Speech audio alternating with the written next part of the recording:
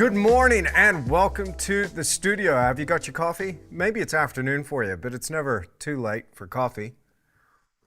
Welcome to the live stream. Welcome, welcome, welcome.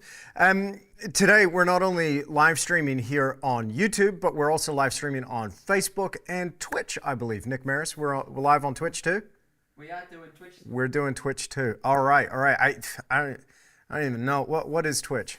You're probably the only real Probably the only artist on Twitch. Maybe it was mainly for video games, right?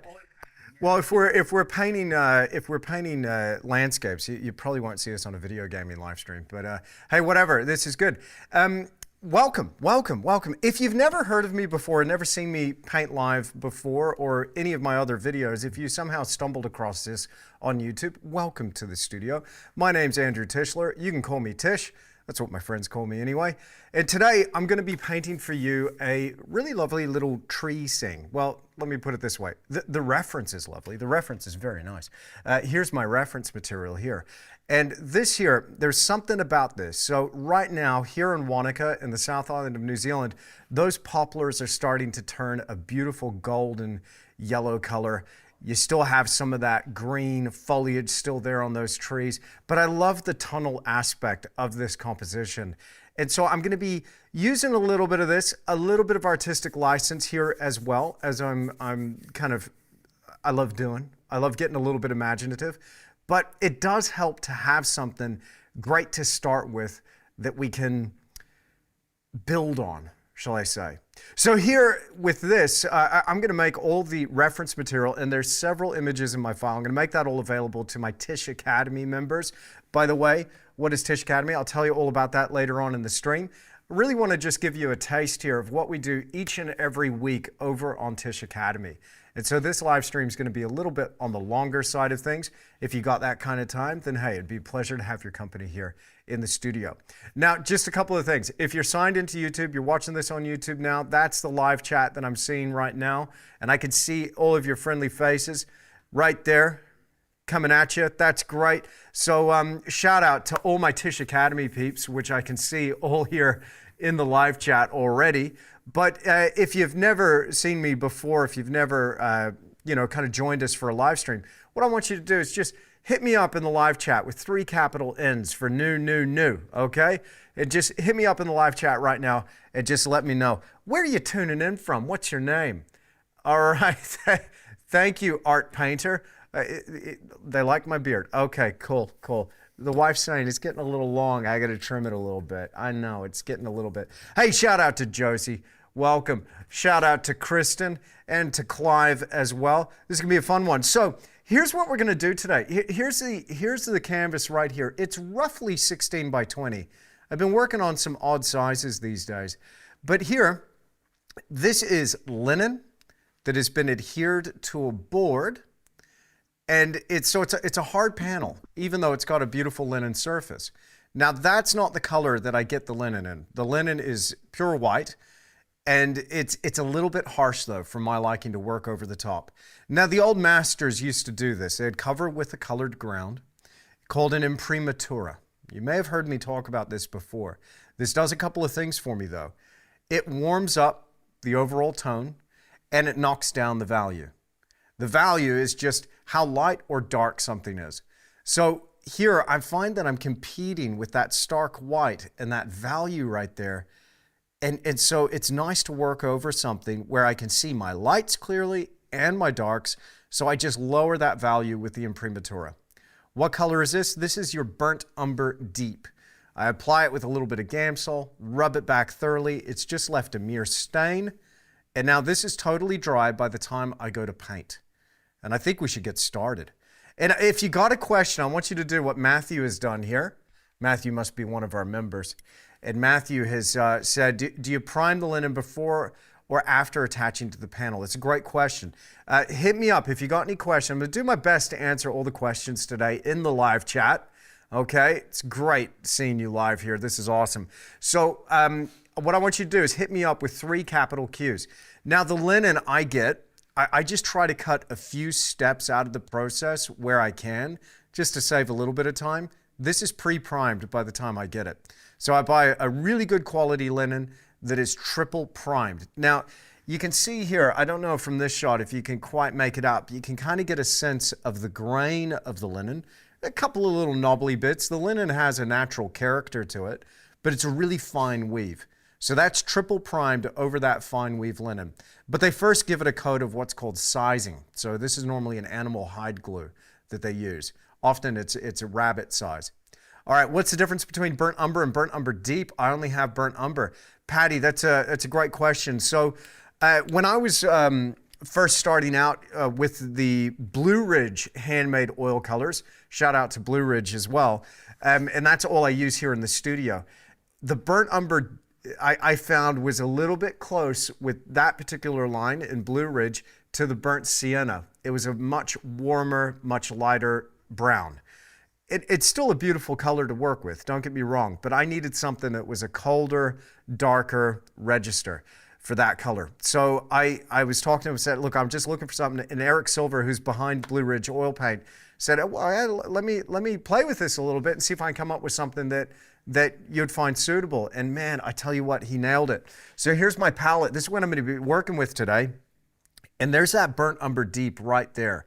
So it's a colder, darker brown. It's still warm. It's just compared to the burnt umber deep is just a little bit colder and a little bit darker. Nice and opaque too, which I like.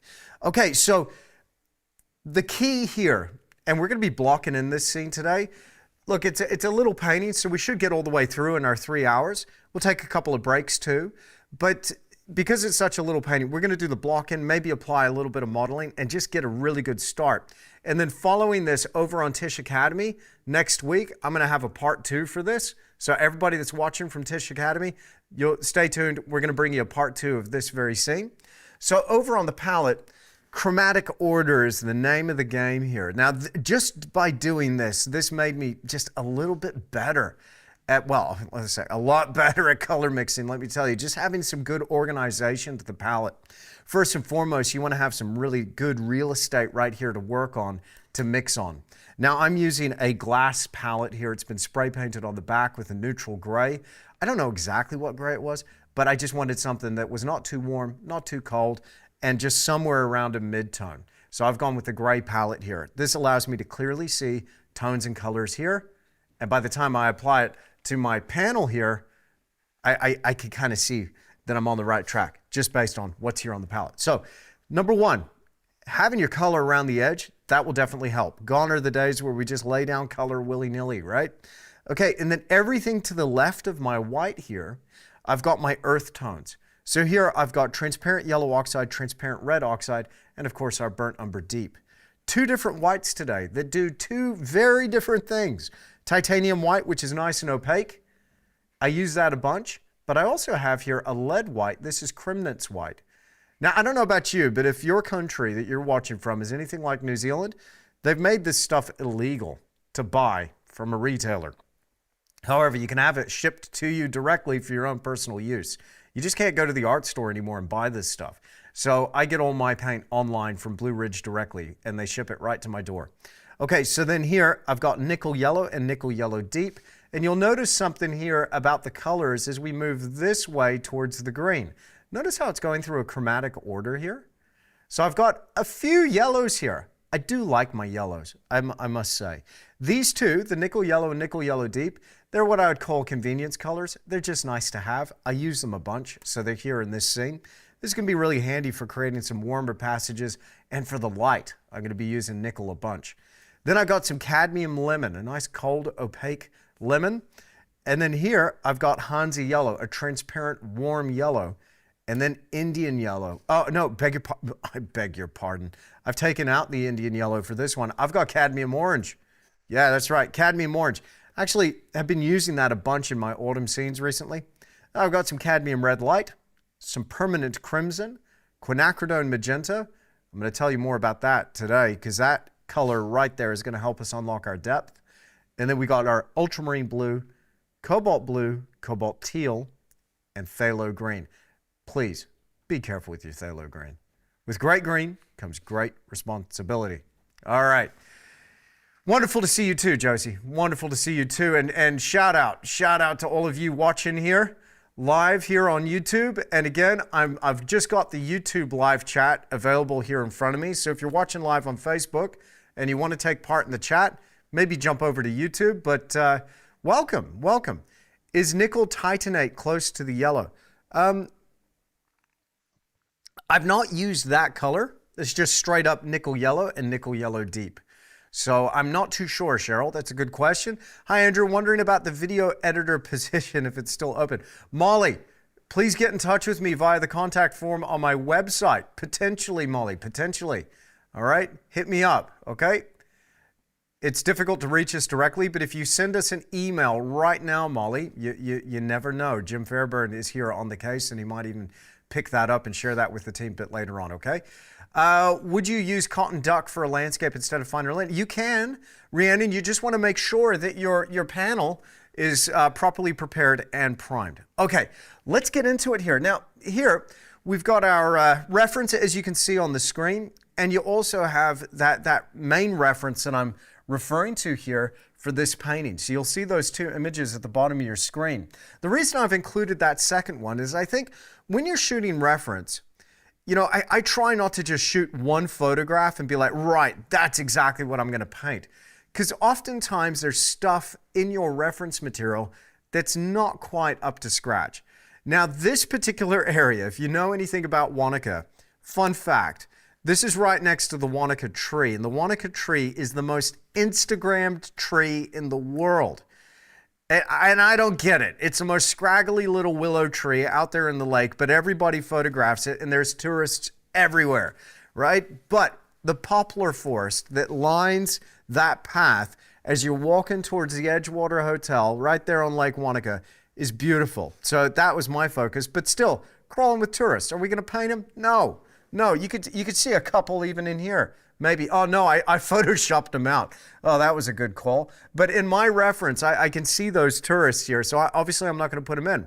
But as you're moving through that landscape, don't just take one photograph, but as you walk through, take multiple. Start to notice those details and things that you're seeing. Now, I like this photo a lot, but I wanted to let you know right off the bat, there's a couple of changes I'm going to make.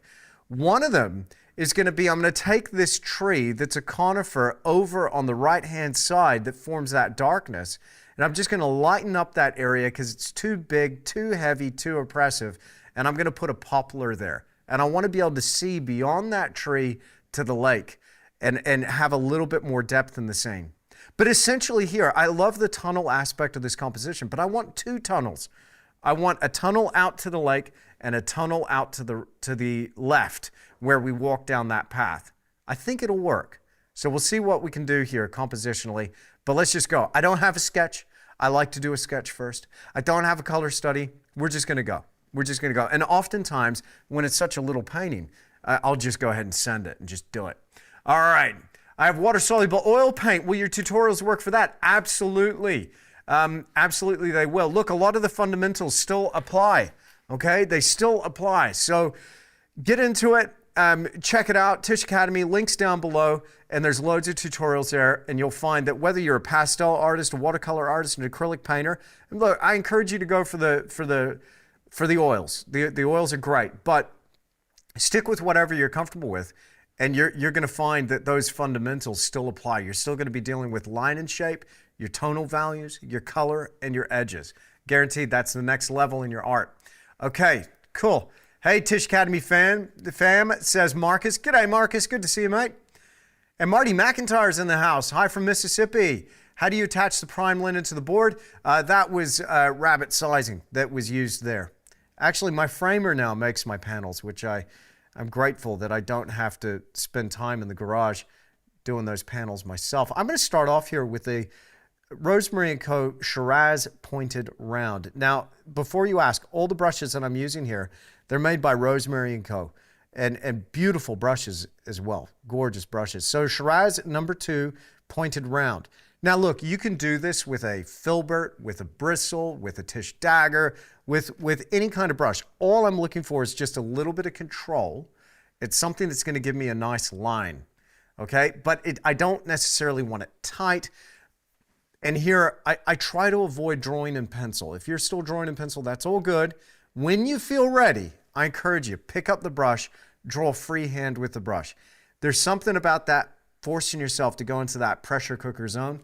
Something about doing that just helps you unlock that next level as well. Yeah, it's a little uncomfortable when you first start, but I love drawing with the brush, and I love drawing freehand. Now, the nature of this is we're going to block in and apply a little bit of modeling over the surface. My process is 1, 2, 3.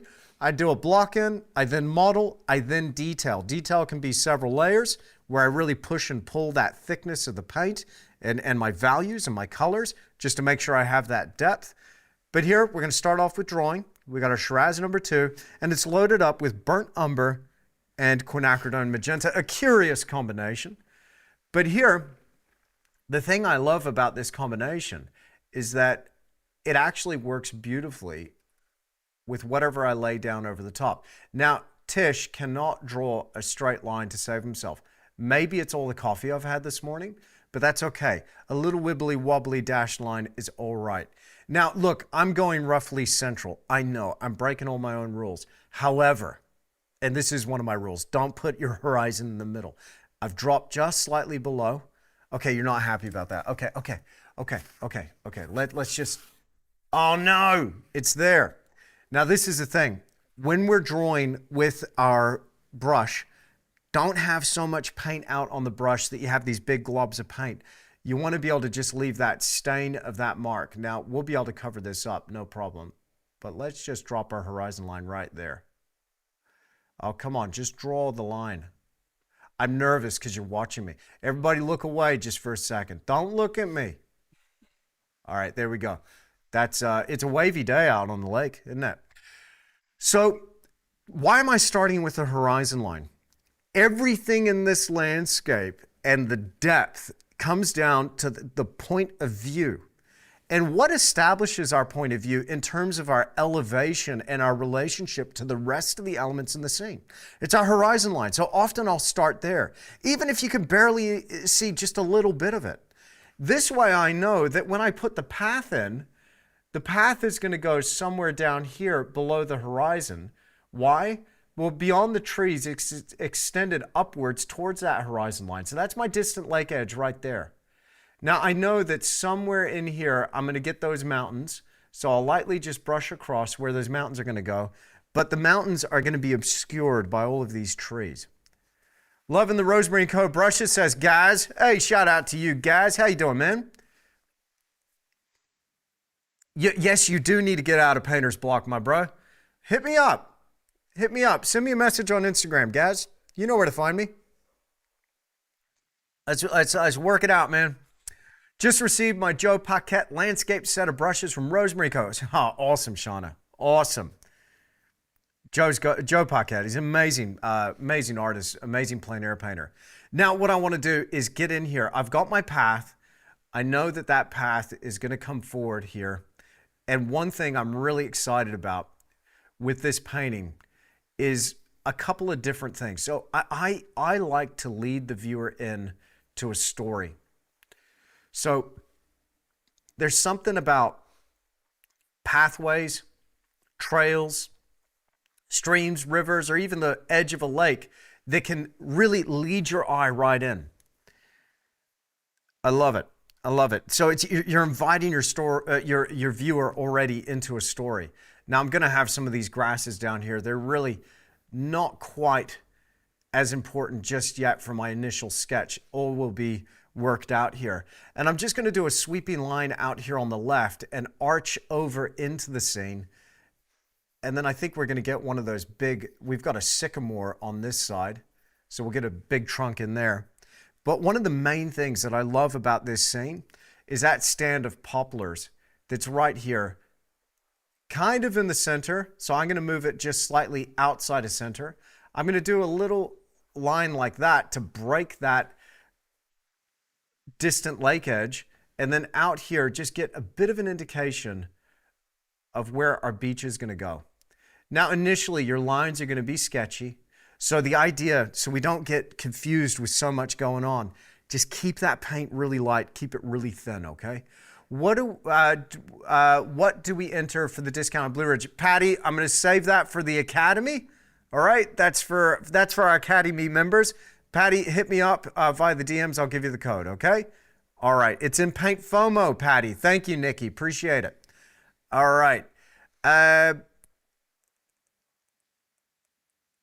yeah. Oh, thank you, Lindsay, for clarifying that there for Gloria. Appreciate it. I'll try my question again. Sorry, Gloria. Yep. Yep. Yep. Yep. Yeah, absolutely. So you can just watch anytime there, Gloria. Anytime. It's no set times, but the live streams, we do have set times for that, but you can always watch the replay in your library. Okay, cool. So we've got a bunch of trees here. I got to tell you, I'm really excited about this piece. Now, I gotta shout some people out that are doing some amazing work. Right now, I'm working towards a bit of a solo show slash charity event.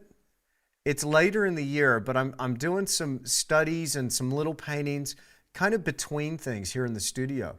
And this group really does an amazing job looking after our lake here in Wanaka. It's interesting though, you look at the lake and the lake is beautiful. And New Zealand's known for its pristine beauty, right? But little do people know that there's stuff going on in that lake that the eye doesn't pick up right away. And so this particular group is out there doing studies on it, doing action plans, and they're made up entirely of just private citizens that really were just passionate about their natural heritage and what they had. And so the group is called Wai Wanaka, and Y is Maori for water, W-A-I. And so I'm working on a little study here. Potentially could be a bigger piece, but I'm excited about this little one. And I'm doing a whole bunch of paintings all about the lake and all about those little rivers that run into the lake, which is cool. Now, here on this side, I think what we're gonna do is we're gonna get a much bigger trunk that we can see past, get a poplar here on this side, and we'll have this going right off the top. And of course, it's gonna have a little bit of a lean to it.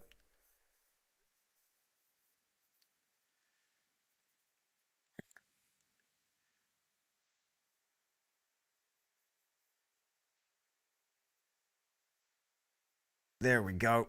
I can already see a sense of where this landscape is going. You might have noticed on my iPad that I flicked over to another image. You can see my iPad right here on the screen, right? So here on my iPad, I've got a whole bunch of different references. I've got that main reference that you can see that's here on this screen, but I've got other additional supporting reference.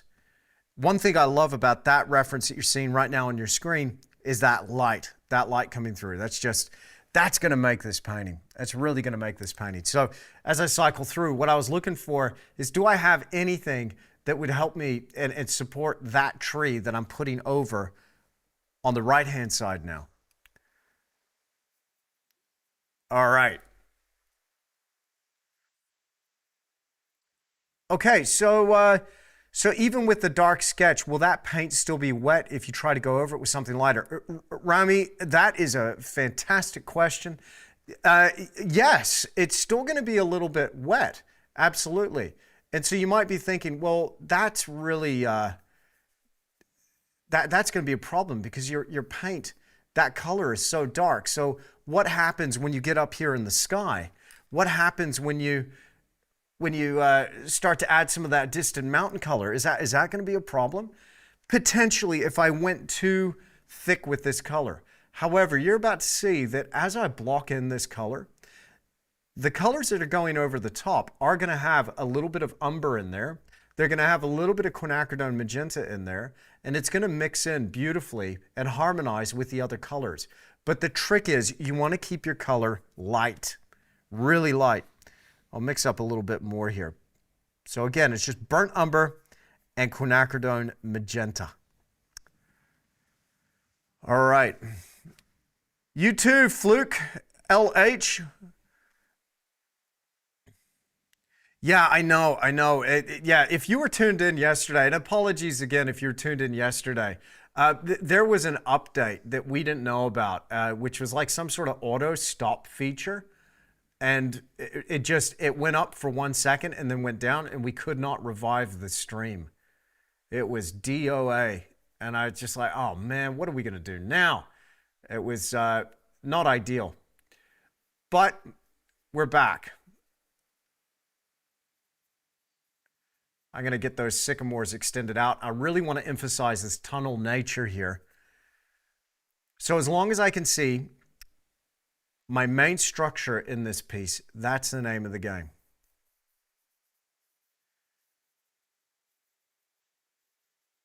I really want to feel that poplar line. In fact, I'm going to extend that poplar line in my scene here. And then we can have that light that's just glowing through. Oh man, Tisch gets excited, y'all. Tisch gets excited. I do. Okay. Now, a couple of things I want to just, as a note to self. Sometimes when I'm painting, I might just do something like that, just a hatching motion across some of those darker elements, just to darken up my trees here. And that'll allow me to see a little bit clearer that form and that structure right there. So the way I teach, I try to organize this into some sort of system and also some sort of list of considerations just to help me get my head around everything that we have to deal with as representational realist painters. Gosh, that's a mouthful, isn't it? But what is it you're trying to do when you're creating realism? You're trying to create a convincing sense of form, depth, light, and material. And how on earth do we do that? If I do that, that's where the realism resides. That's it right there. If I've got form, depth, light, and material, I got a pretty realistic looking painting. But one does not simply form depth, light, and material, you see. There's only a couple of things that I've got within my control that will allow me to achieve that. What have I got? I got my line and shape. I've got my tonal values. I've got my color, and I have my edges. And when I say edges, that just simply refers to the way that I lay down that paint. Line and shape, value, color, and edges. But that list of 4 things there, my line and shape, value, color, and edges, is a hierarchy. And my process follows that hierarchy. So I put first things first. What are we doing right now? Line and shape. We're drawing.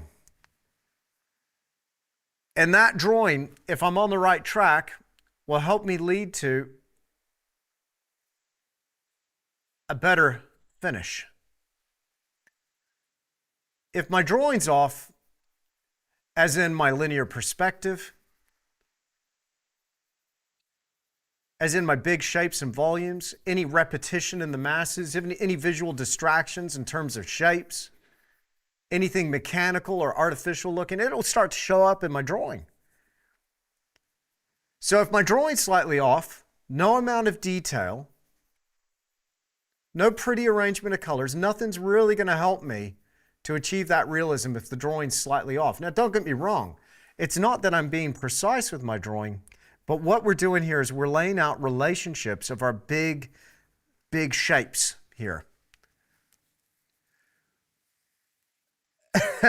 It means original gangsta, Ruth. Original.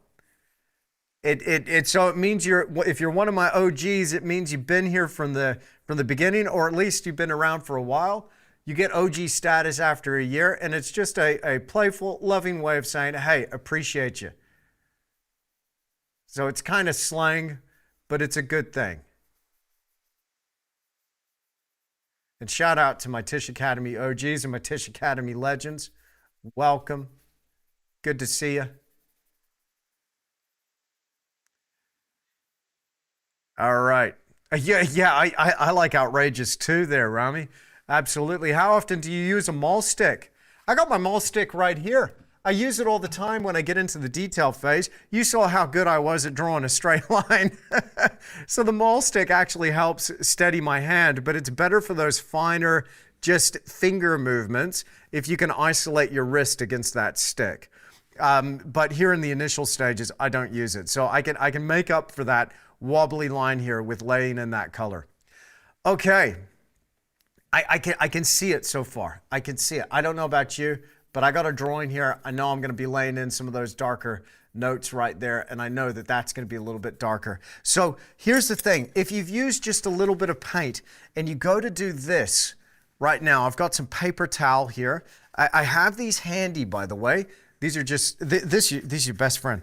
These are your best friend. Have you seen me do this before? Okay, you got 2 squares of paper towel, right? Have these handy while you're painting. 2 squares of paper towel, fold it in half, half again, and now you got a little booklet. Now I can use this to remove some of the paint. Sure, you leave a couple of little fibers, but you're not really going to notice with all that thick paint there. But here, what I'm going to do is just rub back, and as you can see, I'm not smearing that paint at all. That's how thin it is.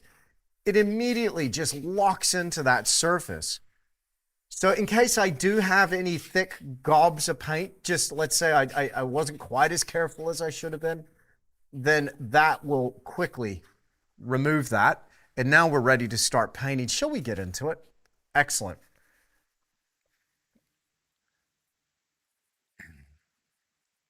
Thank you, Ruth. Appreciate you. Yeah, there are ads on the public live stream. Excuse me. There are no ads on Tisch Academy. That's right, Nikki. That's right. Okay. All right. Sorry you're late, but no, you're all good. Hey, welcome to the studio. Good to see you. Is it possible to paint a landscape in large spots at once, correlating them to each other in tonal terms? Sure. You might need to spell that out for me a little bit more there, Kaminzik. Help me out there and give me a little more context. I'll do my best. Can you show us a paper towel to see how much paint you took off? Yes, absolutely. There you go. Not much. Not much. All right, Nick, I think I might be, my video guys here in the background, I think I might be a little bit, shall I go a little bit darker there? Is that good? Is that good? That feels about right. The feedback on the monitor is coming out well. Is it very bright? A little bit.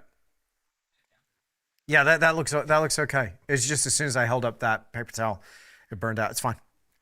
It's fine. It's fine. Okay, cool. Excellent. Now I'm going to get out some brushes. Let's get into our block in here. I had a couple of my old favorites. So here, over on the palette, I'll show you. You'll get a better look at these brushes here. Here I've got a couple of daggers. I've got a 5/8 of an inch, or 3/8 of an inch, and a 1/4. I've also got a number 6, I believe. Yep, 6. Ultimate long filbert brush, flat brush, ultimate long flat. Here I've got a ultimate filbert, that's a number 6 as well, and a number 4 extra long filbert. So that's what we're working with. Okay, so let's mix up a little bit of color here and start working. Now, because it's the studio, oftentimes what I'll do is I'll go back and work that background first and start working my way forward. In fact, that's what I think I'm going to do today. So we start building some of those lights back here, and then lay over the top of that some of our greens of our trees, start working our way forward. But remember, the name of the game, the goal here is form, depth, light, and material. So now, in my list of things to consider from line and shape, done that. Now my value, this is something we got to think about, and color. I'm thinking about those two now simultaneously. You're going to notice something about that photograph. I just want you to pay attention to this real quick. Notice how light the value is. So this just refers to your tonal range, how light or dark something it is. So anytime we say value, it just refers to how light or dark something is. Look back there in that little window to that deep bluish violet that's just beyond those trees. So our dark tree there over to the right, that little window of mountain violet beyond. Now, if those trees were right out of the way, you'd be able to see those mountains there. So I know there's mountains back there. I'm going to extend that a little bit. But I want you to notice actually how light that is. So out there in the background, things are going to be a little bit lighter generally. But then the color is pretty important here. It's that subdued violet color. And this is going to play a role with those greens as we start to flesh those out and bring the scene forward. That's what's going to create the depth. Okay. If you're painting plein air outside, how would you start versus start of this painting? Josie, that's a great question. If I was doing this plein air outside, immediately I'd jump to a value underpainting. I'm not going to do that here with this one. I'm going to just stick to my old studio ways. But if I'm painting plein air, immediately I just go for a value underpainting and lock in those darks. Why? Because you've got a window to work with. It's only about 2.5 to 3 hours.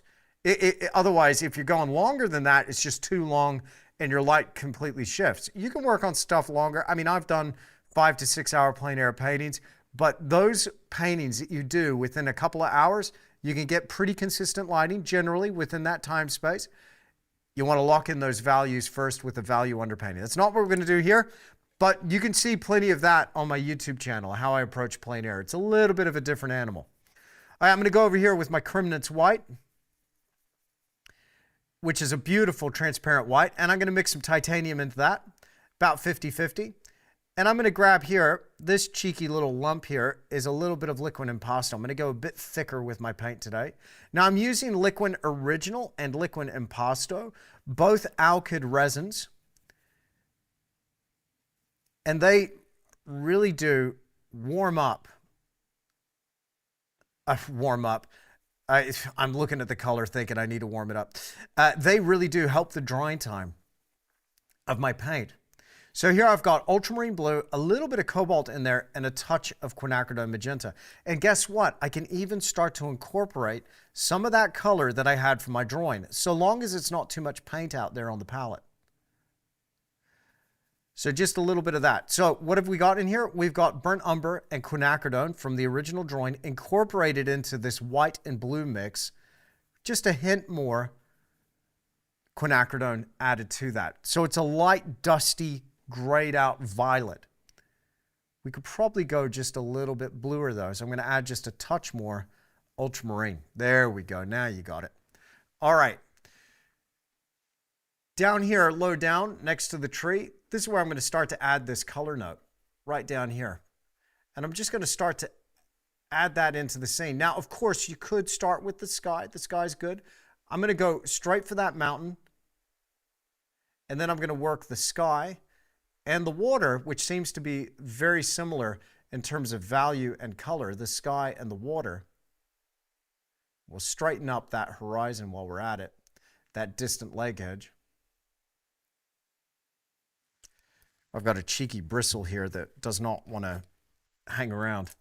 Just wipe that off on the paper towel.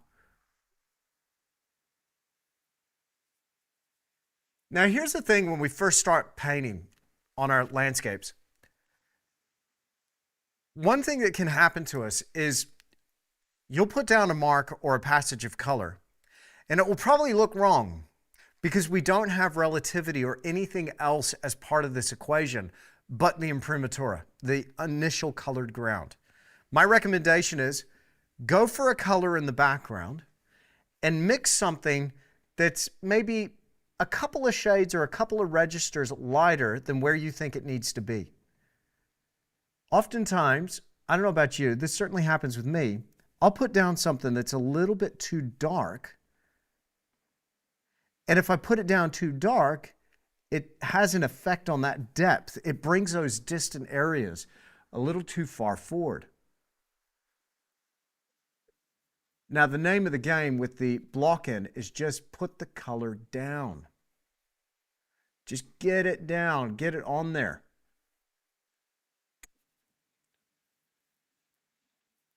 You'll find that linen on the panel can be a little bit on the hungry side. But that's good. It means that I'm getting a good bond between these brush marks and my initial ground, my underlying ground here. It immediately grabs that paint off the brush. Just a little bit of texture there, not too much.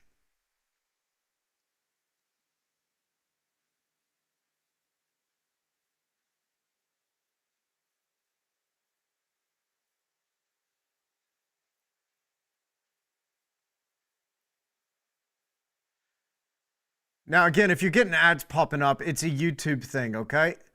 It's, I mean, yes, my channel is monetized, but I have no control over those ads. So apologies for that.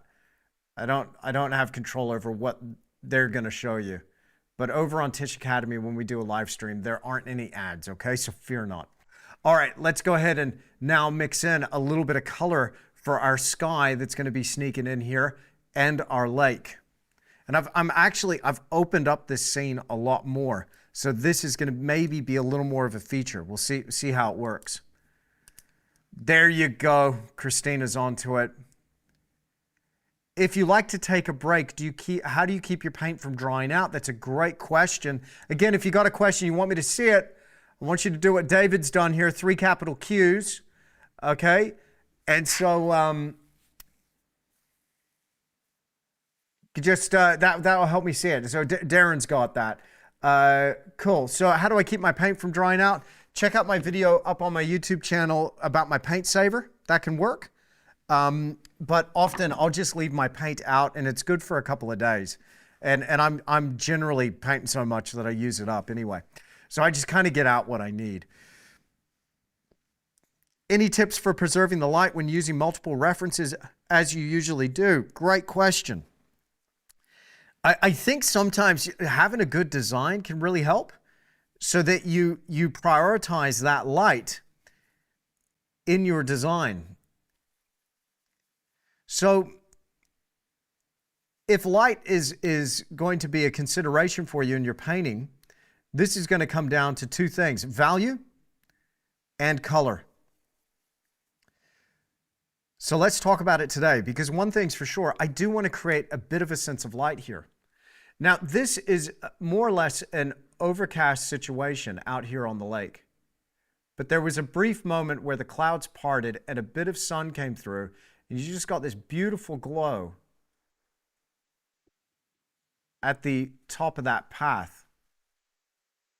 So I've added a little more white to this, bit of burnt umber and ultramarine blue, and a touch more white, and we're going to work that in. Notice the slight difference in value there. And so this is now my lake that I'm going to get in here. We're going to get a little more impasto out. There we go.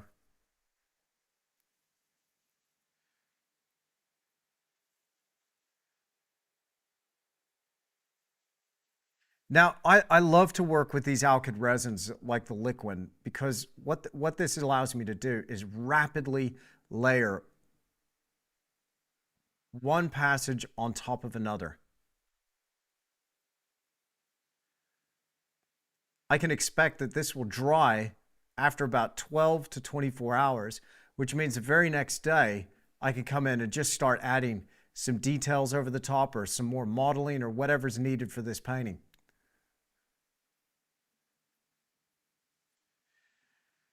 Now, there's my lake. Just keep it simple in your block-in. After all, we call it the block-in because these are our big blocks, our big shapes of color. One thing I'm on the lookout for, though, is anything that's annoying or distracting in terms of texture. Some brushwork, some texture is nice. It can add character to your painting.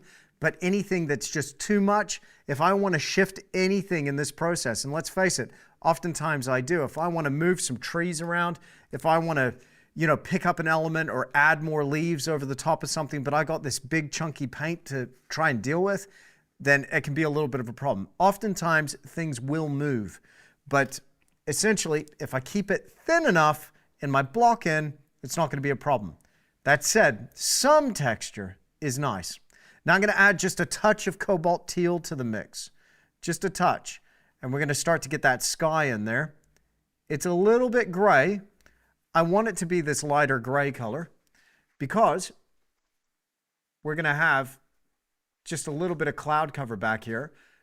An indication, a hint as to what the weather's doing, but I don't think we're going to get much detail as such. It's just going to be quite loose and hopefully a little bit painterly. Now, I'm just going to anticipate where that sky is going to show up between gaps and windows in my leaves. And I'm thinking just here and there, a couple of notches, a couple of these sky holes will work nice. And then we'll work back through it with some of those greens and those shadier notes here with our foreground colors.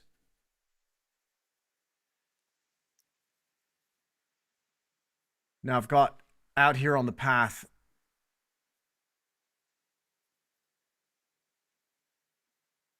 little window of that light coming through. I'm going to go back over here to the palette, pick up a bit of that distant mountain color, just sneak it in right there.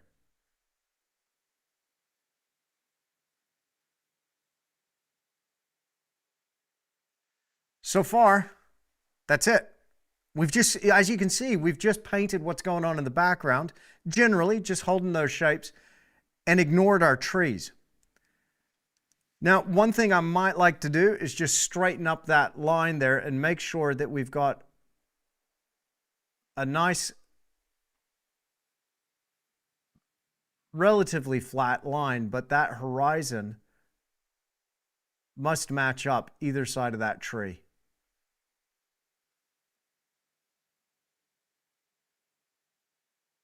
I still can't paint a straight line to save myself, but hey, I think that'll work. I think that'll work. Given the distance of the lake, will you be bothering to paint any wave actions? Great question, Lynn. I will have a little bit of rippling down here as we approach the lake shore, but out at a distance, it's just going to be some horizontal streaking with some texture to give that impression, that indication that we've got a little more happening back there. There is one more thing, though, that I'm noticing here. Is out here at the distant lake edge. Oh goodness, my Tisch Academy people normally remind me about this, but I'm going to record right now. I forgot to hit the record button on my cameras. That's all right. At least we got the live stream footage. That's all right. Okay. One more thing. I got a little bit of a headland back there. As we come forward, some of these forms get a little bit deeper in terms of tone, so a little bit darker, and a little more saturated in terms of color. The saturation just simply refers to a color being a little more intense. Bit of a headland out here. Add just a notch right there. There we go. That would just give our landscape just a little bit more out there in the distance. Okay, now I'm immediately going to go into those greens and start attacking this thing. Let's do it. Ain't nothing to it but to do it. Am I right? And we'll start off here with these greens and start to work our way forward.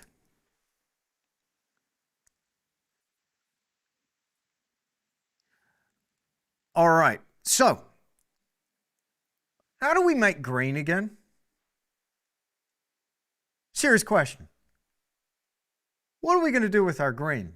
Now, you'll see here on the palette, I got some options, all right?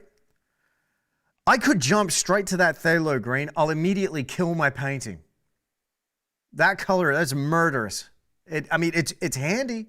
I'll use it, don't get me wrong, but I could go straight for that and try to get my leaf green in there. Probably a bad move. So I'm thinking about mixing my green. Matthew's onto it. There you go. Lynn's onto it. Hey, this is one of the first things we learn in kindergarten when we're mixing color, right? Yellow and blue make green. Cool. Well, I've got some options here with my yellows and blues. But I also have here in this scene some beautiful golds, don't I? There's some gorgeous golden colors. And one thing I want to do is emphasize that contrast between the shadow and those highlights. Now, here's what I'm thinking. With my painting here, here's what I'm thinking. If I want to preserve that light and really harness and capture that light, I'm going to build this in here in terms of relationships. And you only have light as a matter of relativity. Light compared to what? Compared to something else. So if I want my light to appear really beautiful and warm and have that golden glow, I'm going to do something else to those other colors. But I'm also trying to create that depth, aren't I? So out here with these greens, even though the difference or our point of view from here in the foreground where we stand and that depth out there, that's only about 50 meters, maybe 100 meters. So it's really not a whole lot of depth right here in the immediate foreground. I still want to have that fall off as we go back. Why? Well, when we observe nature, we can see that colors at a distance are far less chromatic, far less saturated. Therefore, as I bring those colors forward, I start to build in that saturation and get much more saturated, much more intense with that color as I come forward. Does that make sense? So it's creating these points of difference, not only with my light, but also with my depth. Remember, the goal is form, depth, light, and material. I want to create form with my trees and the overall form and dimension in this landscape. Depth, I want one thing to feel closer than another. Light, I want it to be pouring through this opening in these trees. And material, when you look at that poplar, you can tell it's a poplar and you can feel the texture in the bark. And you can feel the distance and the depth of the material of the atmosphere as you look through the trees to see those mountains beyond. Okay, so let's start off here. We'll go nice and slow here with our colors. I'm thinking about that distant green here. And if I can call it distance, let's go ahead. I'm going to pick up my 3/8 of an inch dagger brush, my Tisch dagger, of course. And I'm going to start off here with some ultramarine blue. I'm going to lighten the value with a little bit of white. So I got ultramarine blue and white. And we need to introduce now some yellow to this to make it green, right? Okay, so what yellow are we going to use? I'm going to go straight over here to transparent yellow oxide. Now those two go together to make a beautiful muted green. How many of you had that little sound effect playing in your mind as I mix that color? That wah, wah, wah. Yeah, I know. But here's the thing. I want to have it muted to begin with. And as we come forward and build this depth in here, it's like we're turning up the dial on that chroma. We're turning it up. We're making it more intense to create that depth. Okay, so we'll start off with a bit of this muted green. And I'm going to have something now that's very muted that I can work back into. But let's just get this down here and provide this as a little something here in the background that I can work through and into and use. I'm going to use this. Now that I've got it on my palette and on my brush, I'm even going to bring a little bit of this right here into the foreground tree, just to have a little bit of a shadier note. Now there's a term in painting called a couch. What is a couch? A couch is a wet layer of paint that we can work back into. And that's what I'm applying right now. There's just a little bit of transparent yellow oxide in here, creating a muted green. Very blue though, isn't it? Now, as part of my couch, I'm going to do something else. I'm going to shift it to a little bit of a gray note by introducing a bit more of that quinacridone magenta. Why magenta? I'm just going to add a touch of it here and there because I know that the violet given by the ultramarine blue magenta combination is going to react and vibrate and resonate against any golds that I want to apply over the surface. Why? Complementary opposites, baby. So I'm going to add a little bit of that in there. Okay, now I've got just a little bit of deeper tone, a little bit of a muted green, and now we can start working with that a bit more. All right, let me pull up. We've got a little cheeky bit of reference here. Yeah, a little bit. Okay, out here at a distance, I kind of want to emphasize a bit more of that depth and a bit of that shade. And you'll notice this kind of grayed out green effect. My Tisch Academy members, you'll see this as we do the second part of this live stream next week. And I share with you some of my reference material.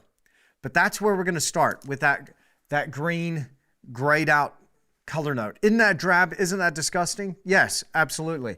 But now we've got something we can work back into, don't we? So over here, I'm going to pick up new brush, another dagger. This one's 1/4 of an inch.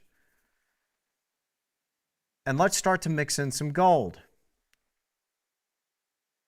Now here's the thing with the gold. I could go straight for my brightest, highest chroma. But again, I'm going to hold back. I'm going to save that saturation for the immediate foreground. So now I got just a touch of gold, nickel yellow deep, and a hint of transparent yellow oxide. Now when I mixed up that color, how many of you went wah, wah, wah? Anybody? Yeah, it's not that bright, is it? Good, good. Keep it muted for now and then build that saturation into it. So here in a couple of little gaps, I'm just going to start to work through just a hint of this gold color. And we're just going to start picking up just an indication. And I just want right now big shapes, loose, bold shapes that I can work into.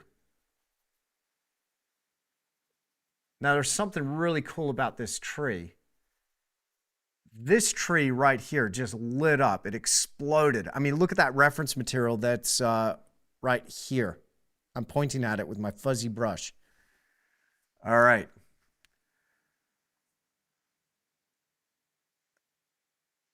Yeah, I agree, Randy, that the cadmium yellow hue is not quite strong enough. You might want something a little bit stronger.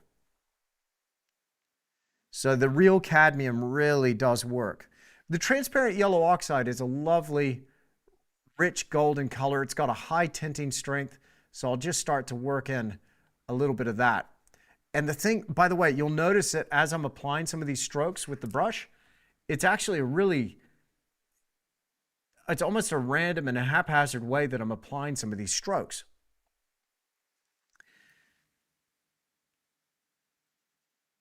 I'm twisting the brush handle as I apply that color.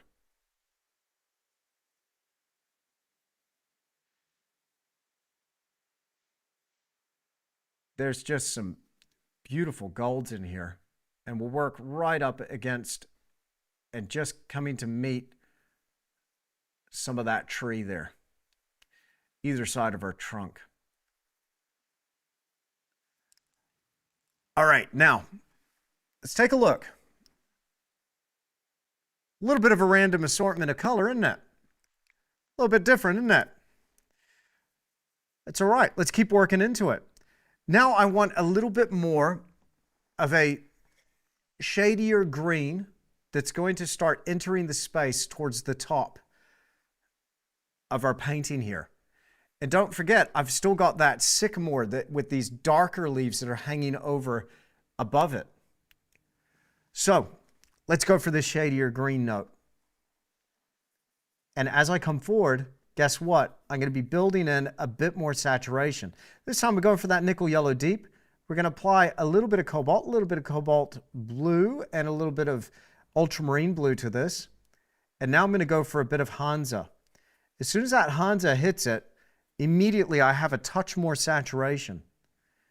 I'm just tentatively stepping up to the line of saturated green. Let's just apply a couple of strokes of that. Working into our couch that we had applied previously. And bring some of these color notes up. Twisting the brush as we apply the paint.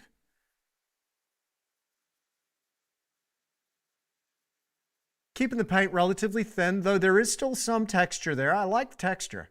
Texture's nice. But just twist that brush as you apply it. Keep those strokes random.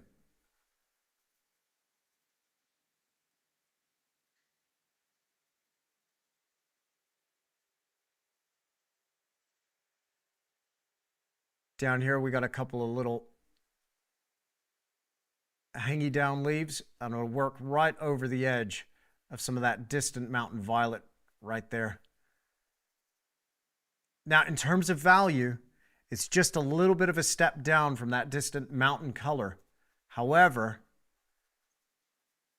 it's the color that is giving us that sense of depth. Any amount of yellow, you'll find immediately leaps ahead of that distant hazy violet. We got a long way to go yet. I'm going to be with you for another Gosh, 2 hours of painting. We're going to get this sucker blocked in, and I might even go a little bit overtime for you today. But we'll take a short break, and I'll be back with you just after this. Are you ready to improve your art? Do you want to take things to the next level? Well, at Tisch Academy, we'll guide you through the whole process. Now, traditional art school can be really expensive, and you're going to go through all of that time, and at the end of it, are you even going to learn how to paint? You're taking a huge risk, and not to mention, you got to travel there to take those classes.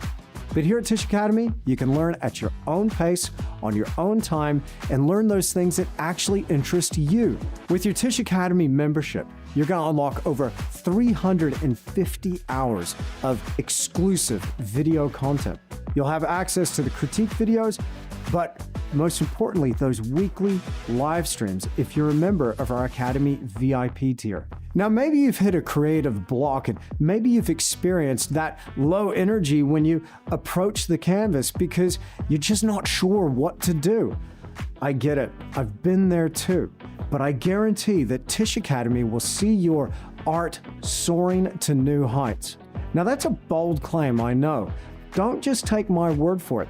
Here's Daniel, who's experienced massive results from taking our courses on Tisch Academy. If people just get on my Instagram and scroll down to the bottom and see what my first works were to now, you've just changed my life. I think you've got so many tools on the Academy that anyone that goes on there is going to be successful in their own personal way. And when I start painting and do something like this that I never thought I could do 3 years ago, there's no way. I don't know, it's got more of a meaning to life now, and now I have goals. Now, I'm so inspired by Daniel. He's kicking massive goals. Now, here's Penny, who's experienced similar things from Tisch Academy. I have painted for a long time, actually, but I felt kind of stuck. You know, I kept doing the same things, and I didn't feel like I was progressing. And so when I found Andrew's videos and then later joined the Academy, I learned some concrete things like it was my composition that I'm off. And I learned some steps where I could go, oh, okay, that makes a difference. And in an encouraging community, I would put a piece up, a photo of what I did, and got some really good feedback, encouraging feedback. Now here's Swathi, who's learned from our tutorials and has applied that to her own art and is now creating bigger, more ambitious work. Hi, I'm Swathi from India. I always wanted to be a painter but couldn't pursue it professionally, and it was more like a hobby. This is how I used to paint before. Then I took Andrew's tutorial to learn more about realism and did few of his copies too, and this is one of them. It helped me a lot in understanding the concepts like color mixing and composition. This is where I am now. Thanks a lot, Andrew. You have been a great influence on me. Looking forward for your next tutorial. Now, I just love Terry from Montana. Here's what he's experienced from Tisch Academy. Howdy, I'm Terry Hirsch from Dillon, Montana, and I became a student of the Tisch Academy with Andrew Tischler because I had a stroke 3 years ago, and part of the therapy was painting, so I took it up. Give you an idea how I've advanced. This was my first painting, and this is now where I'm at. This is our daughter, and through 4 different paints. That was it. Put into that. That's what you can get out of the Tisch Academy. Now, these are just a few stories from some of our members on Tisch Academy. Trust me, there's loads more. So if you've been putting off this vital step in improving your art, then don't wait any longer. Jump in now, and I'm gonna make it super easy for you. We offer a 30-day money-back guarantee. No questions asked. If you jump in and you find that this isn't for you, then no problem at all. I'll refund all your money. Now, registering for Tisch Academy couldn't be easier. It only takes a few seconds. You're only one click away. There's no hidden costs and no lock-in contracts. Once you're in, you're in. And remember, it comes with that 30-day money-back guarantee. So what are you waiting for? Click that link and join us at Tisch Academy. I'll see you in the studio.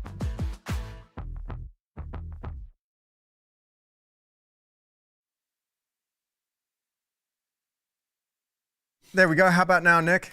I always do that. I always mute my microphone on the break. Hey, welcome back. Hey, shout out to all my Tisch Academy people in the house. Thank you so much, and thank you for the kind words as well. That's wonderful. Hey, shout out to Scott. And Scott, thanks again for the birthday present. Really appreciate that, man. Really appreciate it. It was delicious. Thank you, man. And just shout out to my Tisch Academy people. But again, just click that link down below. Check it out. You're going to learn, a lot of what we do each and every week. I go live twice a week now on the Academy, and it's always super fun hanging out with the community over there. It's awesome. It's awesome. But it's not just landscapes like we're doing here. There's a whole range of other subjects that we get into. So if it's representational realism, and that's something you're really looking at developing, and what I mean by representational, it means you can tell what it is that you're looking at. If you want to create work that just captures that vision, that thing that's in your mind, or maybe touches on that experience that you've had when you've been out in the landscape and you've seen something cool like this, and you want to know, how the heck am I going to paint that? What's going on? Well, I think Tisch Academy will help you out immensely. So thanks very much for that was actually, yes, that was an ad, but hopefully it was a cool ad and it told you a little bit more about it. So a couple of questions though on that. Somebody was asking, and sorry, the chat's gone off the screen now, but do we offer a discount for seniors or students? Look, there is a discount, 35% off, which is available right now. If you go ahead, you're over there and click on that for your full VIP, but just try it for a month or whatever. See if it's the right fit for you, but guaranteed that's going to help you. And we try to keep the prices as low as possible. So thank you, Gigi. Appreciate that. Appreciate that. And Vanessa knows exactly where we are. Shout out to Vanessa. And everybody that's on my mailing list. Last night, I sent you our official Tisch Academy magazine. So if you're on my mailing list, which is free, then check your email and you've got a link to Paint FOMO. Thank you, and shout out to Vanessa over there. She's part of our Paint FOMO team on Tisch Academy, which is awesome. Okay, let's keep going here. Now let's get sorry? Rolling on cameras? Rolling on cameras. Let's go ahead and get a little bit more of this green out. And I might get a little more intensity, a little bit. So over here with some Hansa yellow and some ultramarine blue, makes a nice green. Beautiful green.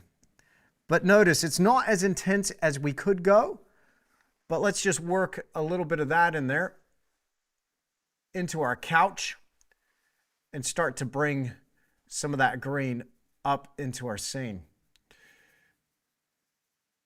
Now, what I really love about this is those pops of gold that are showing through in that poplar.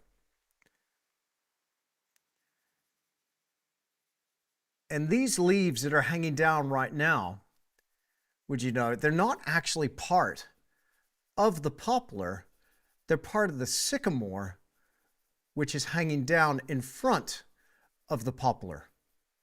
Now, right now, we're doing the How to Paint Trees Beginner to Pro course over on Tisch Academy.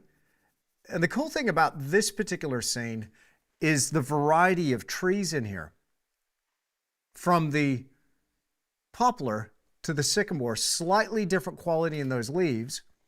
And so they're going to show up as a slightly different green. Now, let's hone in a little bit.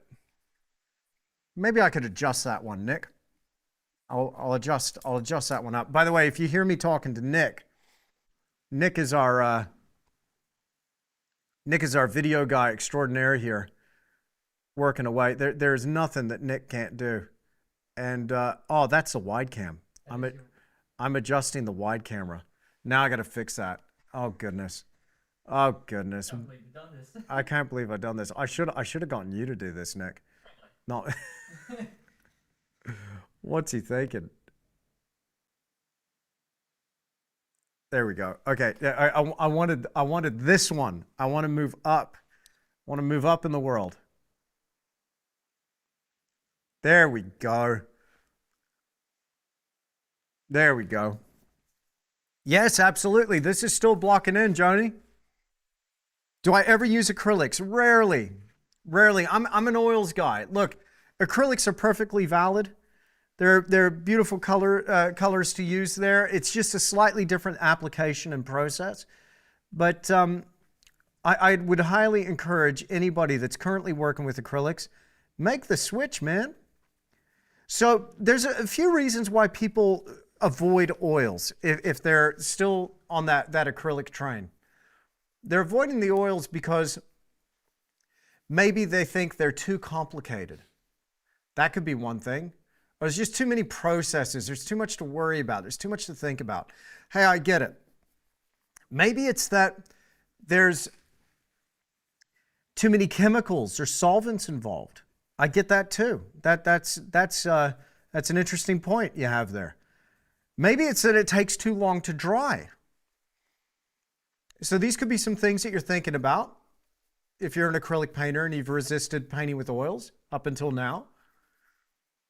All valid points. So let's address that it takes too long to dry. Well, I mentioned before that I'm using Liquid Original and Liquid Impasto, what's called an alkyd resin, and this allows my paint to dry the very next day. I can rapidly layer my color. Oh, there's just too many processes. Well, not really when you're doing your blocking, your modeling, and your detail. You just do a 1, 2, 3, and there's really not a whole lot of processes to worry about. If you're using something like an alkyd resin, as long as you have a little bit of that medium in your layers as you build up this painting, then you're going to get that good adhesion between one layer and the next layer. So it's easy to layer in that way.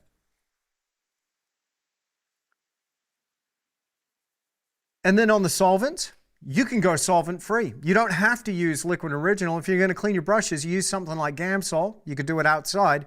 I have such a low to no fume studio that it's nice to work in here. I'm very sensitive to the smells and the solvents, but I've worked this out in such a way that I'm not really getting any of that off-gassing from my palette. Now, often in my smaller studio spaces, I've had ventilation systems installed and just DIY stuff on the cheap. Nothing fancy, but just something that would just draw air into the studio and then out that window. But in here, it's kind of a bigger space, as you can see. And in here, as it's evaporating off that palette there, I'm not really picking up much of a smell of anything in here. There's a lot of space, a lot of ceiling height too, which is nice. So solvent-free gel. I am Tara. Yeah, absolutely. Solvent-free gel is a great medium to use. All right, let's get now a little bit deeper and darker with our green. I'm going to go for something crazy, y'all. I'm going to get in here some ultramarine blue. Okay, look out. Some transparent red oxide. Whoa. And some phthalo green. He's doing it. Why? Now, the phthalo green and transparent red oxide go together to make something that's akin to sap green, very close to sap green. And this is going to form a really nice deep green here. The transparent red oxide knocks the edge off the phthalo, but this will give me something really dark here that I can work with for some of these darker tree notes of my deep shady sycamore leaves over here on the left-hand side. Now, in the block-in, you might have some ambiguity, a little bit of diffusion that could lead to confusion between one shape and another. But if the big shapes are there, the little shapes will start to take care of themselves. So what I'm looking for is more over a relationship between shapes. I'm looking for where are some of my darks going to go? Will those darks help lead my eye into that tunnel of light? And as you're probably noticing, I've got some deep shade down in here, but as I come forward, I'm getting a little bit darker.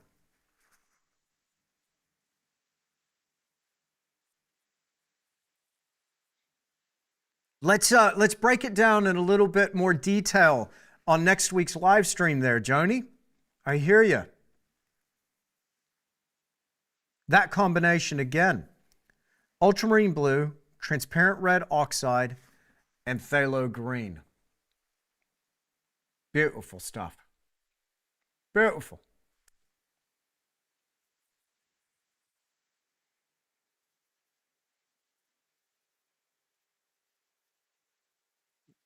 I'm going to apply a little bit more of that. Coming up here, a couple of little gaps between the brush marks. Bring some of that depth of the green down in here.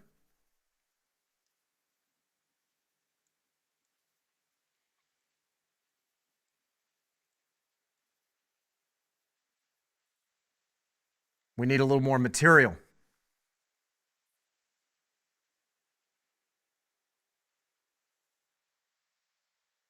Ultramarine blue, transparent red oxide, phthalo green. My buddy Scott over there in Alaska, when he was here in New Zealand, he told me something that I'd never heard before, but man, it made me laugh. The only thing in the world that is phthalo green is phthalo green. And I'd have to agree. It's hard to find a pure phthalo green in nature, but it's what it can do to other colors. That's why I have it on the palette. I love what it can do to other colors. It really has a profound impact. You're there thinking, yeah, no kidding. I mean, it is strong. But as soon as it meets a little bit of that transparent red oxide, just really knocks the edge off.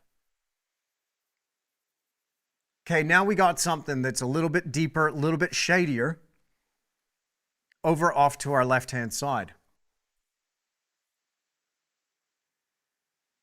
Now, I see a need for some darker, shadier leaves up here.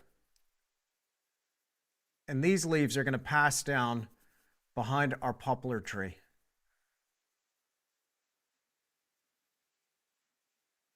The name of the game is just sling that paint, just get it down there.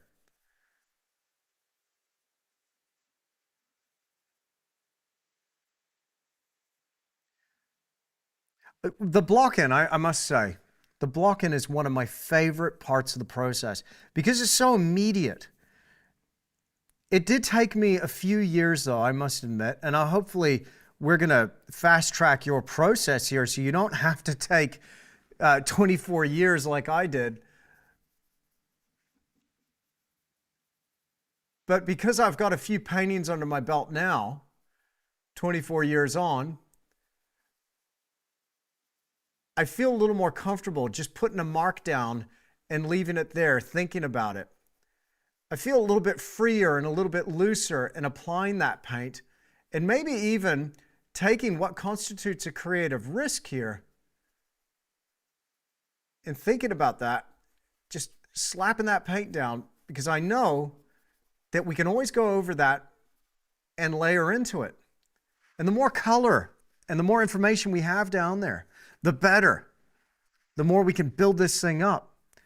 But initially, when we first start off on our artistic journey, it's a little bit daunting. So my recommendation is, as long as you're keeping that block in relatively thin, don't get me wrong, there's still some brushwork in here. There's still some texture in here. But as long as you keep it relatively thin, so no real heavy, thick texture, you can always work back into it. So just go. Just slap that paint down. Let's get a little bit deeper and darker down in here, and we'll layer in some lighter greens over the top.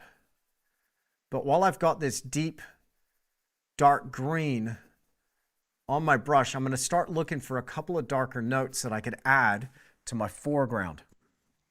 Is there any dark down in here that will help bring this thing forward? I think so. You seem to favor cobalt blue and burnt umber to create your blacks. Ultramarine blue, Veronica. Ultramarine and burnt umber. That's what I favor. Would you ever use phthalo green and permanent crimson instead? All the time. And I will down here. Now, your phthalo green and permanent crimson go together to make a beautiful black. The beauty of mixing your blacks, and you'll notice here on my palette, I don't actually have black because we've got so many different ways we can make it. Burnt umber and cobalt will get there, but not quite as dark as burnt umber and ultramarine. Okay? Our phthalo green permanent crimson will get there, and I can push it either red or push it green depending on what I'm next to or where I need to kick that color. And also burnt umber, quinacridone magenta, and phthalo green. There's 4 ways you can make black. Yo, Adam. Good to see you.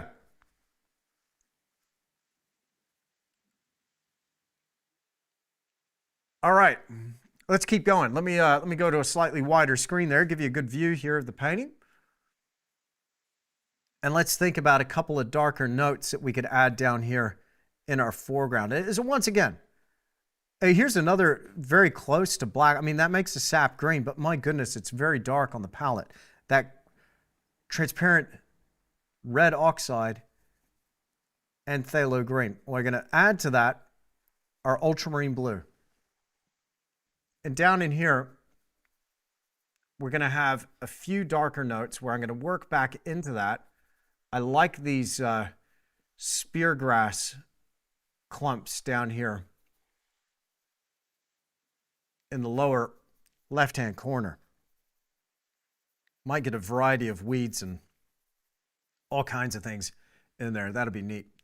Down here under our tree, maybe just a little something shadier and greener. Okay, time for another color note.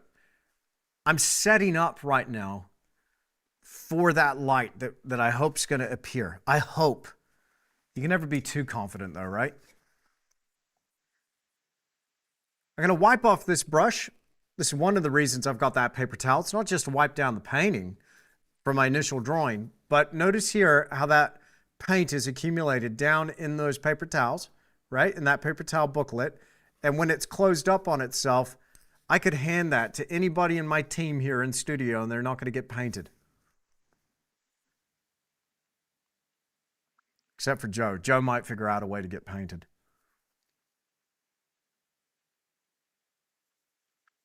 All right. Quinacridone magenta, ultramarine blue. We're going to go for a little bit of violet. What I'm going to work on next is this path. And we're going to go for a dustier, hazed out, violety gray. Let's just observe for a second. Check out that path. And what I want to do is I want to hit the gray note of the path in the shadow. Not worried about the light just yet. Remember, we're going to build that light in here. We got a question coming in, hot off the press from Noah. How do you stay out of the trap of using the same colors to mix different colors? For example, I tend to favor mixing the same blues and yellows to make green, even though I have other blues and yellows.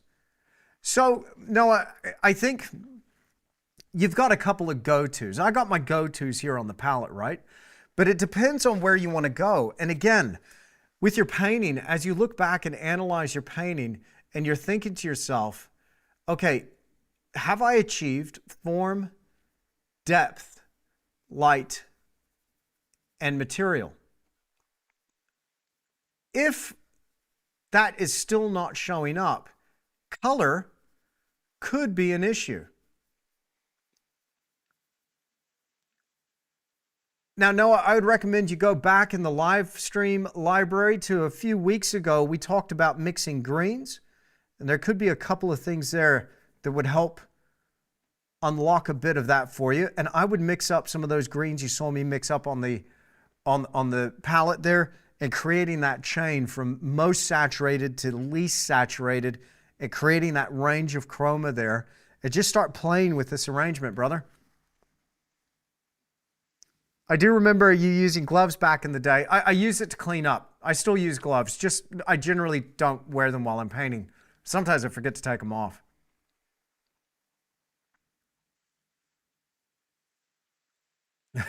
Are there rings on my left hand for a brush and towel holder? No, I like to wear some cool rings. I've had them for years. And I got a thing for eagles. They're kind of eagle rings. That one came from Alaska, right? This one here, I actually got in Perth. But yeah, it's just kind of my thing. Can we deal with it? It's just... I like a little bit of bling. I'm not a blingy guy, but I like a little bit of bling. Now I've darkened this gray coming forward.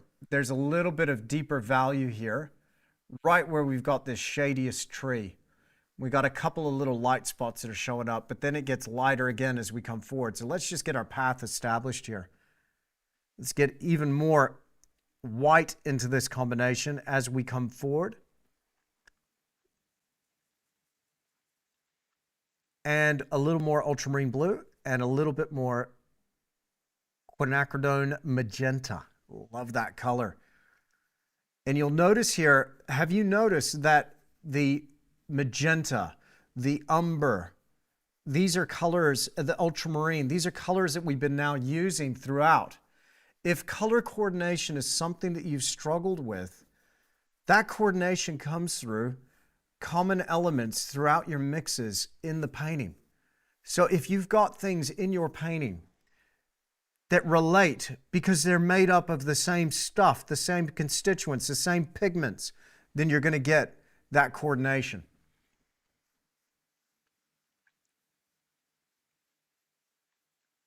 I've mixed in here a little bit of nickel yellow deep into my foreground gray.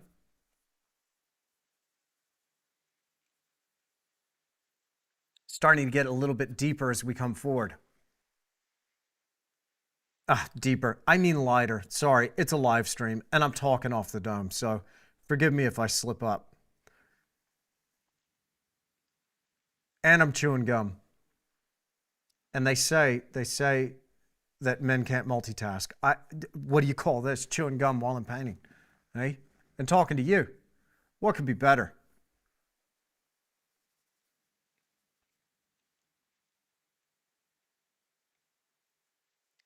All right, let's just get a little bit more paint out. I'm really troweling that paint into the surface, just really building up that surface there. We need even more paint. One thing I've been doing over recent years, I've been making a concerted effort to try and just use more paint, more material. Just get more material. Because oftentimes I've painted just far too thin. A little bit of cobalt in there, a little bit more nickel yellow deep, and if it goes too green, that quinacridone magenta. Why? With that gray out, again, our use of complementary opposites. Let's get a little bit lighter now. Yeah, that's the ticket. We'll take that all the way off the bottom.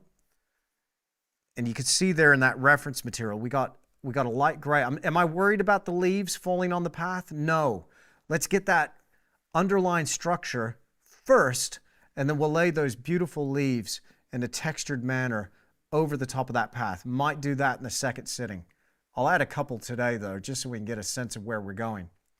So you'll notice something here, something I'm seeing in my foreground, something I'm seeing in my photograph. Notice the fall off and how we get a little bit deeper in value right there. Why? We've got this tree. There's an ambient sky glowing down into this scene. And we got soft edges on some of these shadows because the sky is glowing. We've got direct light coming in from the sun, but we've got this glow, this blue glow coming out of the sky. And therefore, it's going to start to show up right here as a slight deeper shadow. Excuse me, been talking too much. You talk too much, Tish. I know. Deal with it. Okay, a little bit more burnt umber. A little more ultramarine blue.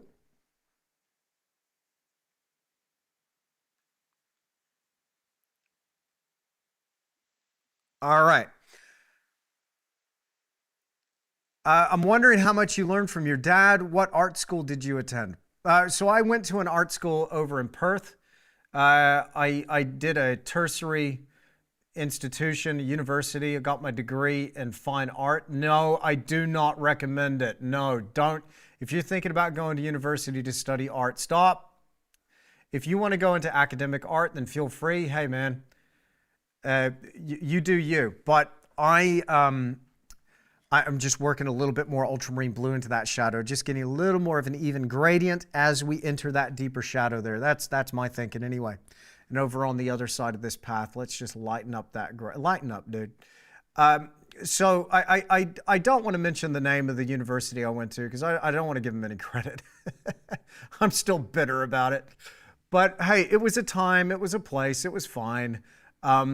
And I came out of that art school knowing what duct tape to use when I stick the banana to the wall. All right, some of you will get what I'm talking about. So it wasn't a good fit for me, and it wasn't really the right type of school for me. I should have done an atelier or gone to a workshop or some academy that taught this stuff. You know, my dad, bless him, he did his best and he taught me the fundamentals. But my dad's a sculptor, and so he sculpts, and I rebelled and I went into painting, and I just became obsessed with painting. And but my father can draw very well. He draws beautifully. He's a genius at what he does with his sculpture. He does life-size animals and bronze for zoos and museums all over the world, and you know, he gave me a good foundation. Let's put it that way. And then I started looking at books and going to museums and paying attention to what really resonated with me as a aspiring artist. And when I was standing in front of Ivan Ivanovich Shishkin, Hans Heissen, Arthur Streeton, the greats, and whatever was available in the very limited collection at the Art Gallery of Western Australia where I first came up, whatever was available there, I just was eating it up. And I was like, man, okay, this is what I want to do. This is what I want to do for the rest of my life. And then I just started poring over books. But the main thing was I just started doing. And I painted and painted and painted some more. And I was in my early 20s when I first went professional, 21, when I first stepped out onto the stage as a professional artist. And it was a steep learning curve. And I just kept dedicating myself to it. I was obsessed. And I think it does take a certain level of obsession. You don't have to be a freak. You know, I was kind of borderline and just really just eating up with this stuff. But I had a clear goal and a direction that I wanted to move. So really, I think at the end of the day, it was the doing. But one thing I knew, I just didn't know what it was, but one thing I could see clearly was that I needed some sort of methodology. I need some way to consistently produce work, and then I went to work on my system. So instead of working on just a painting, I was working on the system that made the painting. And rather than be like just churning them out, I really thought about that and just going, okay, how do I create something? All I wanted to do is just create something real that you could walk into. And it took years. And it was a struggle. And I'm still working on it. There you go. Absolutely, Christopher. I agree 100%.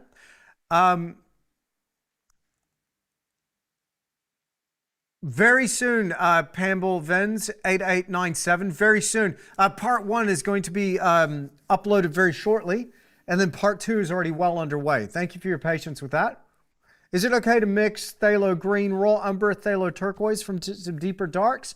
You might, Angel KC1CR, you might find that phthalo will just push it a little bit too chromatic and saturated, but it does depend on the type of scene that you're working on. It really does. Books are making a comeback. They are permaculture Kiwi. They are.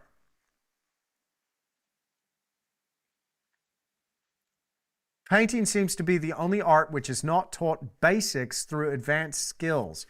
I did a foundation diploma in art and design, and in the fine art room, there was only acrylics. What a crime.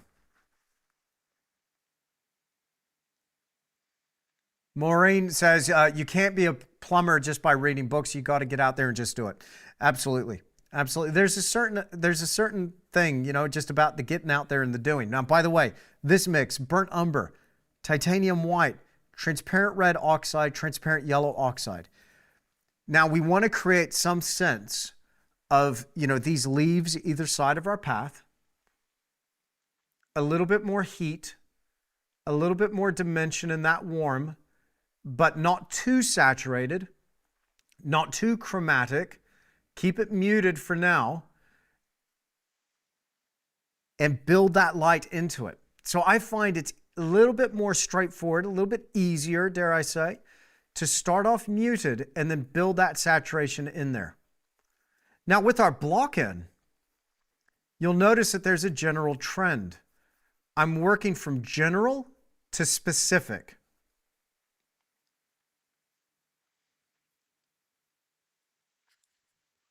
General to specific. So big shapes, big colors first, overall general impression, then we specify.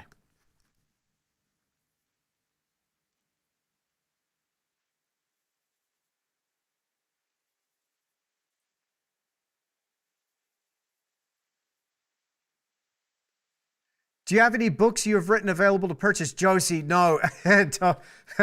Vanessa's been on to me about that. Hey, shout out to Ian Balfour. Good on you, mate. Good to see you.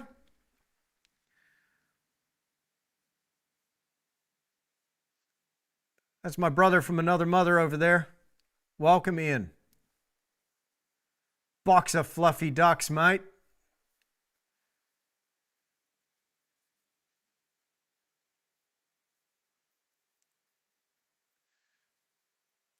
Just a little more heat, a little more resonance in these fallen leaves. Man, I can't tell you how much I love to paint fallen leaves. I probably love it a bit too much. It borderlines on the weird, but I love it. And I'm out of Crimnitz white, y'all. I'm gonna have to get some more. And I'm nearly out of my transparent yellow oxide and my transparent red oxide. But here's the deal. I can always get more paint out. It's very difficult to put back in the tube. Very difficult.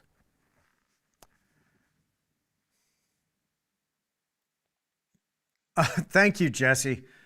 I actually get that a lot. Jesse's just saying they like my block ends or my finished detail work, but they really like the block ends. And I have people come into my gallery. My gallery is just on the other side of this wall here in Wanaka in the South Island of New Zealand. If you're ever in Wanaka, stop on by. We're in North Lake. And I get that a lot, but you know me, I can't just leave it at the block end. I gotta send it. I gotta go all the way. I just gotta. Now, as we get out into the light, out on our beach, we're gonna start to get a little bit lighter. So I'm gonna add a little more white to that, a little more transparent yellow oxide, a little more transparent red oxide, a little bit of nickel yellow deep. It's warm. I might just cool it down with just a touch of that ultramarine blue. Hey, what do we use that for? Wasn't that some of our path, maybe some of our distant mountains?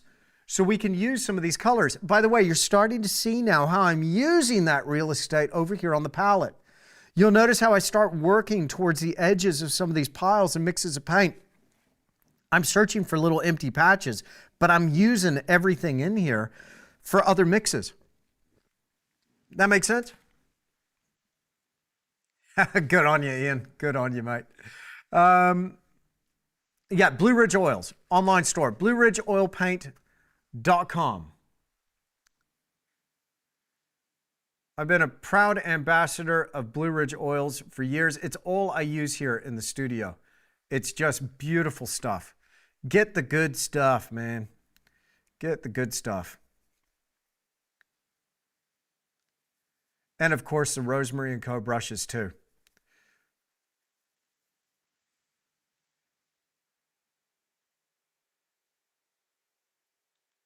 If you're going to be applying the best paint, you got to use the best brushes, right? Absolutely. Okay, let's establish a bit more of that path back into that lighter gray color. Let's push this path back up in here.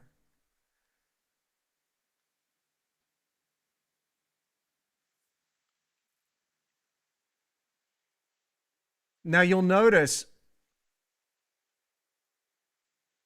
that it's pretty muted. We've got some light coming through that path in our reference material. Again, check it out. But notice what we're doing with the painting. We're muting it down. I've got an indication of that ground, the plane, that's going to be interacting with that light. That light's going to be reflecting off it. But right now, just get down your base color to work back into. Okay, that's something. That's a start. While I've got this gray on my brush, I'm going to go over here and I'm going to grab just a little bit of another note, slightly magenta, slightly blue. I want to get that beach in there. There's a touch of contrast between the beach and that water, but let's just get our beach. Now, if you've walked down at the shore, at the edge water, and you made your way over to the Wanaka tree, I don't know why you would. It's not worth photographing, but hey, thousands of people that make it the most Instagram tree on the planet can't be wrong, right? I just look at it, I'm like, why? I'm not hating on Wanaka. I love Wanaka, it's home. But that tree, it's just a scraggly old willow. I just flat refuse to paint it. I won't do it. But always lines of tourists going to see this tiny little tree just out there clinging on for dear life in the lake. I mean, it's kind of nice, but I think maybe it's just because it's popular that I don't like it. But you'll notice down here at the beach that it's a very rocky, pebbly, stony beach. So I'll just work that gray in there. Just get a little bit of a gentle line going back. And now we're ready for something else. I'm going to bring in here just a little bit more of that muted color, something to work back into.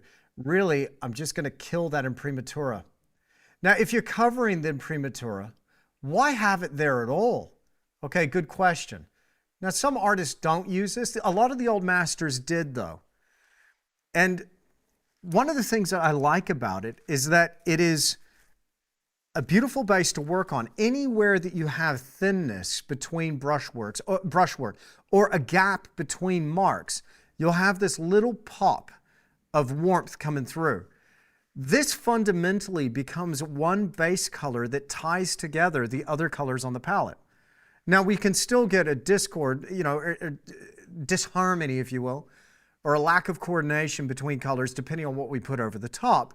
But it's just like a little common note that runs through. All right, Veronica, I'm not going to judge you for painting the Wanaka tree. You go ahead.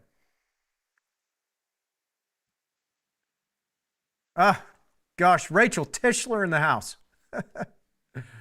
Rachel Tischler, now I'm nervous now that my wife has joined the live stream. Welcome, honey.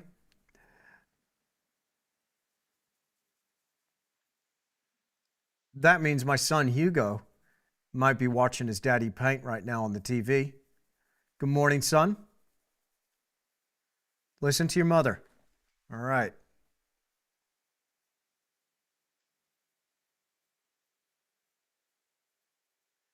Just going to get a little bit deeper and a little bit greener right there. Ooh, I like just a little bit of dark right there. Just a little bit of dark. Now we're going to lay in over the top some colors, but there's something else that's missing. There's something that you're missing. Let's get some of the trunks in here now and start to establish a bit more of this thing. All right. Thumb up is already done. Oh, can I go home then? Is that what that means? I can go home now. No, we got a little over an hour to go. How do you avoid getting lost in this kaleidoscope of colors? Again, Klimboga Tyrov, again, I'm going to be butchering your names, apologies, but just put that color down. You got to have a little bit of strategy. Hopefully you're starting to see it here. Let's get some more color out. I'm going to need to don the nitrile gloves and get out some more tubes of paint. I am. Let's do it now. So here, I've got some black nitrile gloves. Let me turn them the right way out. I need crimnants. I need transparent red oxide, transparent yellow oxide, liquid impasto in ultramarine blue. This might take me just a minute here, but we'll get it done. Hope you're doing well. Maybe I can answer a question. You can't fit the entire watering can. This is from Mac. On my paper. How do I do that without bad proportions? So Mac is working on some drawings here in the background. Mac, that's probably best you just send me a DM there, brother, and show me how you're going with it. You don't need to fit the whole thing on the page. You just need to just do a value study. Just think about your values, bro. Remember that full range of tonal values as we're talking about on the DMs. Now, Mac, if you guys don't know, Mac's 10 years old, based over there in North Carolina in the U.S. And he's doing great. He's very serious about his art, which is inspiring.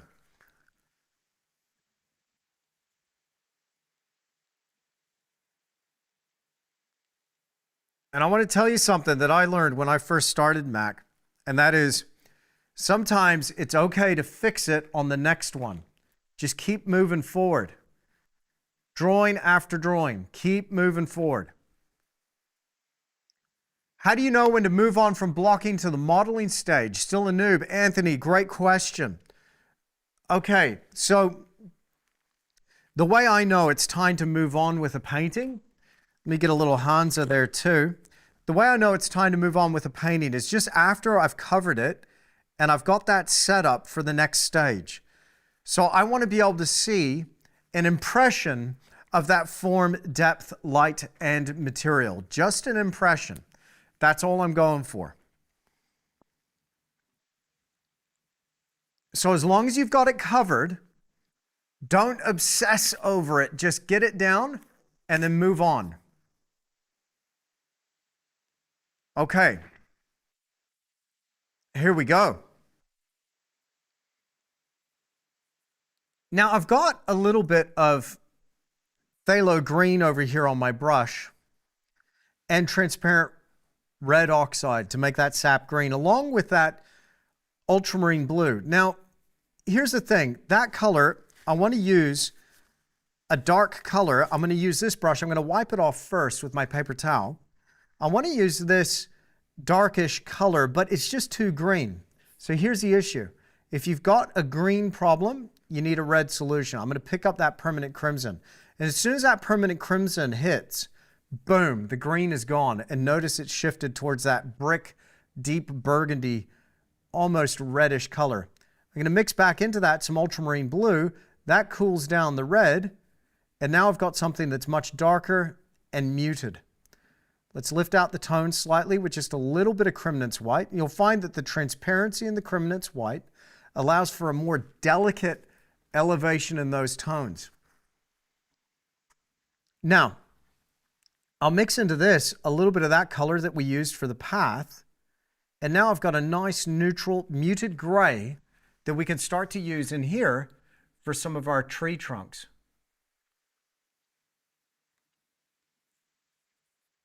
Now let's pull up a little bit of that reference material. Now I love poplars because they almost get this buttress root type formation at their bases.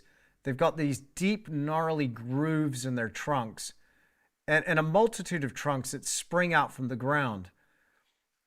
And they're also quite vertical in nature. And during the autumn, down here at the lake edge, they look like little flames, little candles out there on the lake. It's quite beautiful right here at autumn.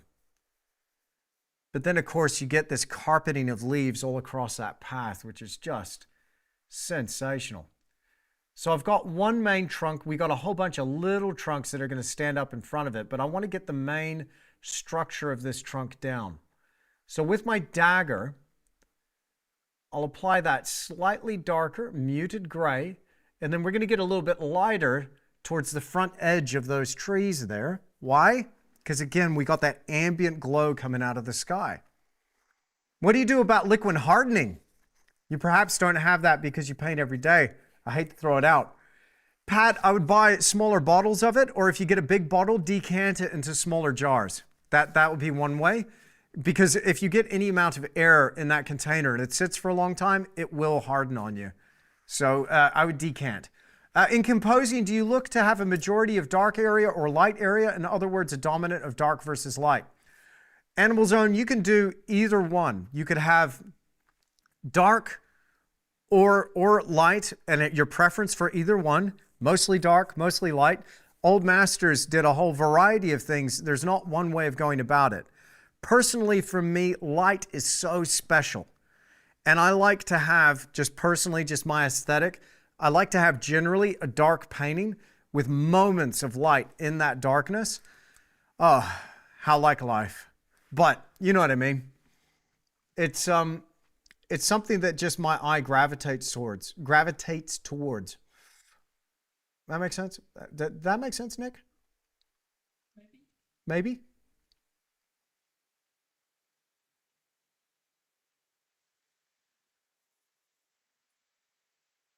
Now, the thing I love about this bristle dagger brush is the versatility in the mark making.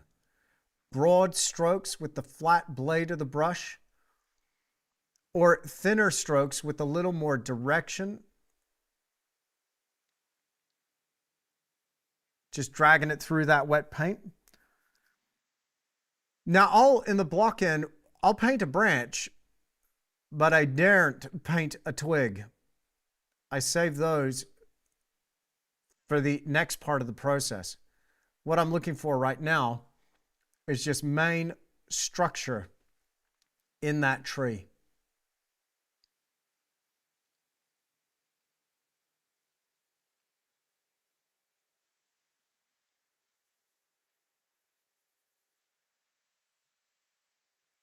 Best book on landscape painting for beginners. I haven't written it yet. When do you use impasto versus just the liquid?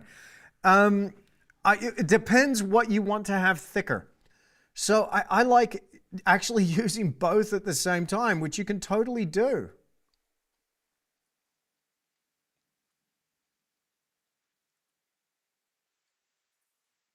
Get variety in those angles, lines, and shapes, whilst also maintaining the character of the tree. Remember that these Lombardy poplars here will hold themselves in a very vertical fashion. Very hefty, sturdy central trunk, and branches tend to come off in a more or less vertical way with the occasional horizontal or one that dips down lower. Just pay attention to your reference. You'll get your cues.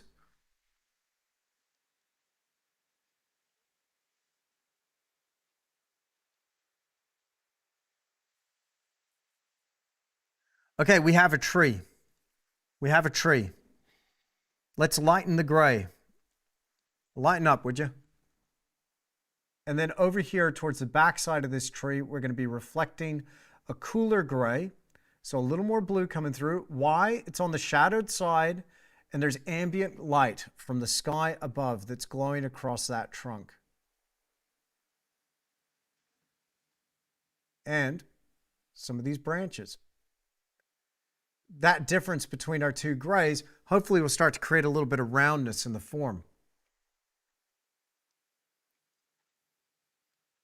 But again, it's just a volume, as Antonio was asking about earlier. I believe it was Antonio. About that block-in. As long as I get a rough indication of the volume of that form, she'll be right, mate. Let's get a couple of those grays back there. A little more ultramarine blue, a little more quinacridone magenta, and let's get a trunk down here against our path.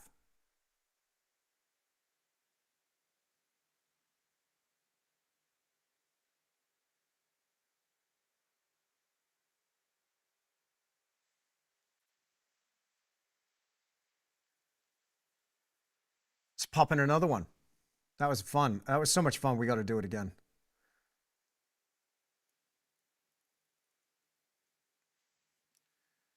I'm working between some of those patches of gold leaves.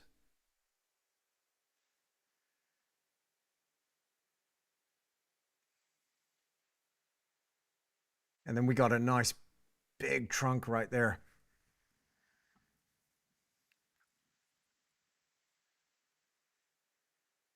What angle should my drawing table be at? Again, Kyle, whatever is comfortable for you. Whatever is comfortable, but it's important. My drawing table's back here behind me. I can adjust. Can I get out of the way? I can adjust that thing any which way.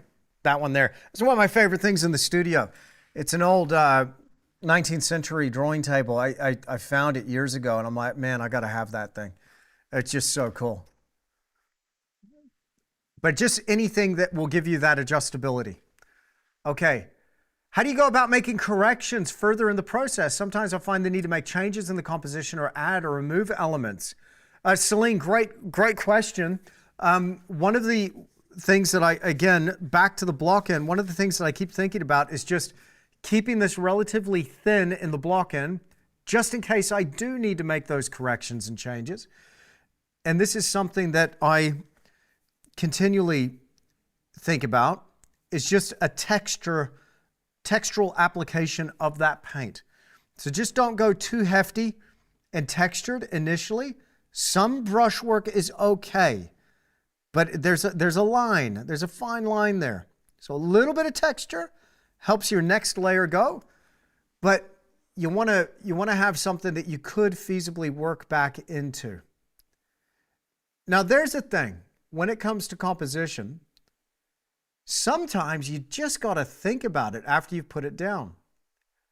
After you've laid down that color initially, you just got to have a think about it. What do I mean? Well, when I'm working on paintings here in the studio, I put my paintings up after the block end for what I call cook time. I let the idea cook. I let it simmer away there on the back burner, and I really carefully consider it. I think about it. And this is something that allows me to just live with it for a little while. And after a little while, I find that, aha, I need to shift this tree over. Maybe not this one. I kind of like this tree. But I need to shift a tree. I need to move a branch. I need to add more sky, more light, less light. After thinking about it and putting it up for a while, those changes that you need to make are going to become more apparent. But here's the thing. I try to pay attention to my feelings. I'm a very touchy-feely guy. I'm very airy-fairy and artsy-fartsy. So when I'm thinking about it, I'm just going, how does this make me feel? And if I'm feeling some resistance, if I'm not able to get through it, if I'm feeling like it's a little clunky, if there's something that's not quite right, I try to then drill into that. Okay, what is that feeling exactly? Is it that I'm more going down the beach and I really want to be going up the path? Well, is there anything I can do to address form, depth, light, and material? Then I go to my hierarchy. Is it a drawing issue? Is it a color or a tonal issue? Is it a color issue? Is it an edge issue?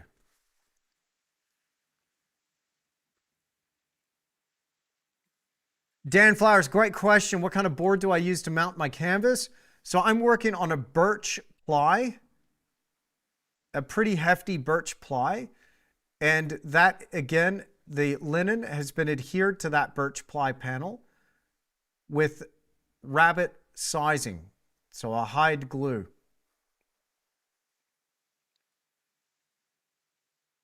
I've got a stump right here on the beach. I will have it.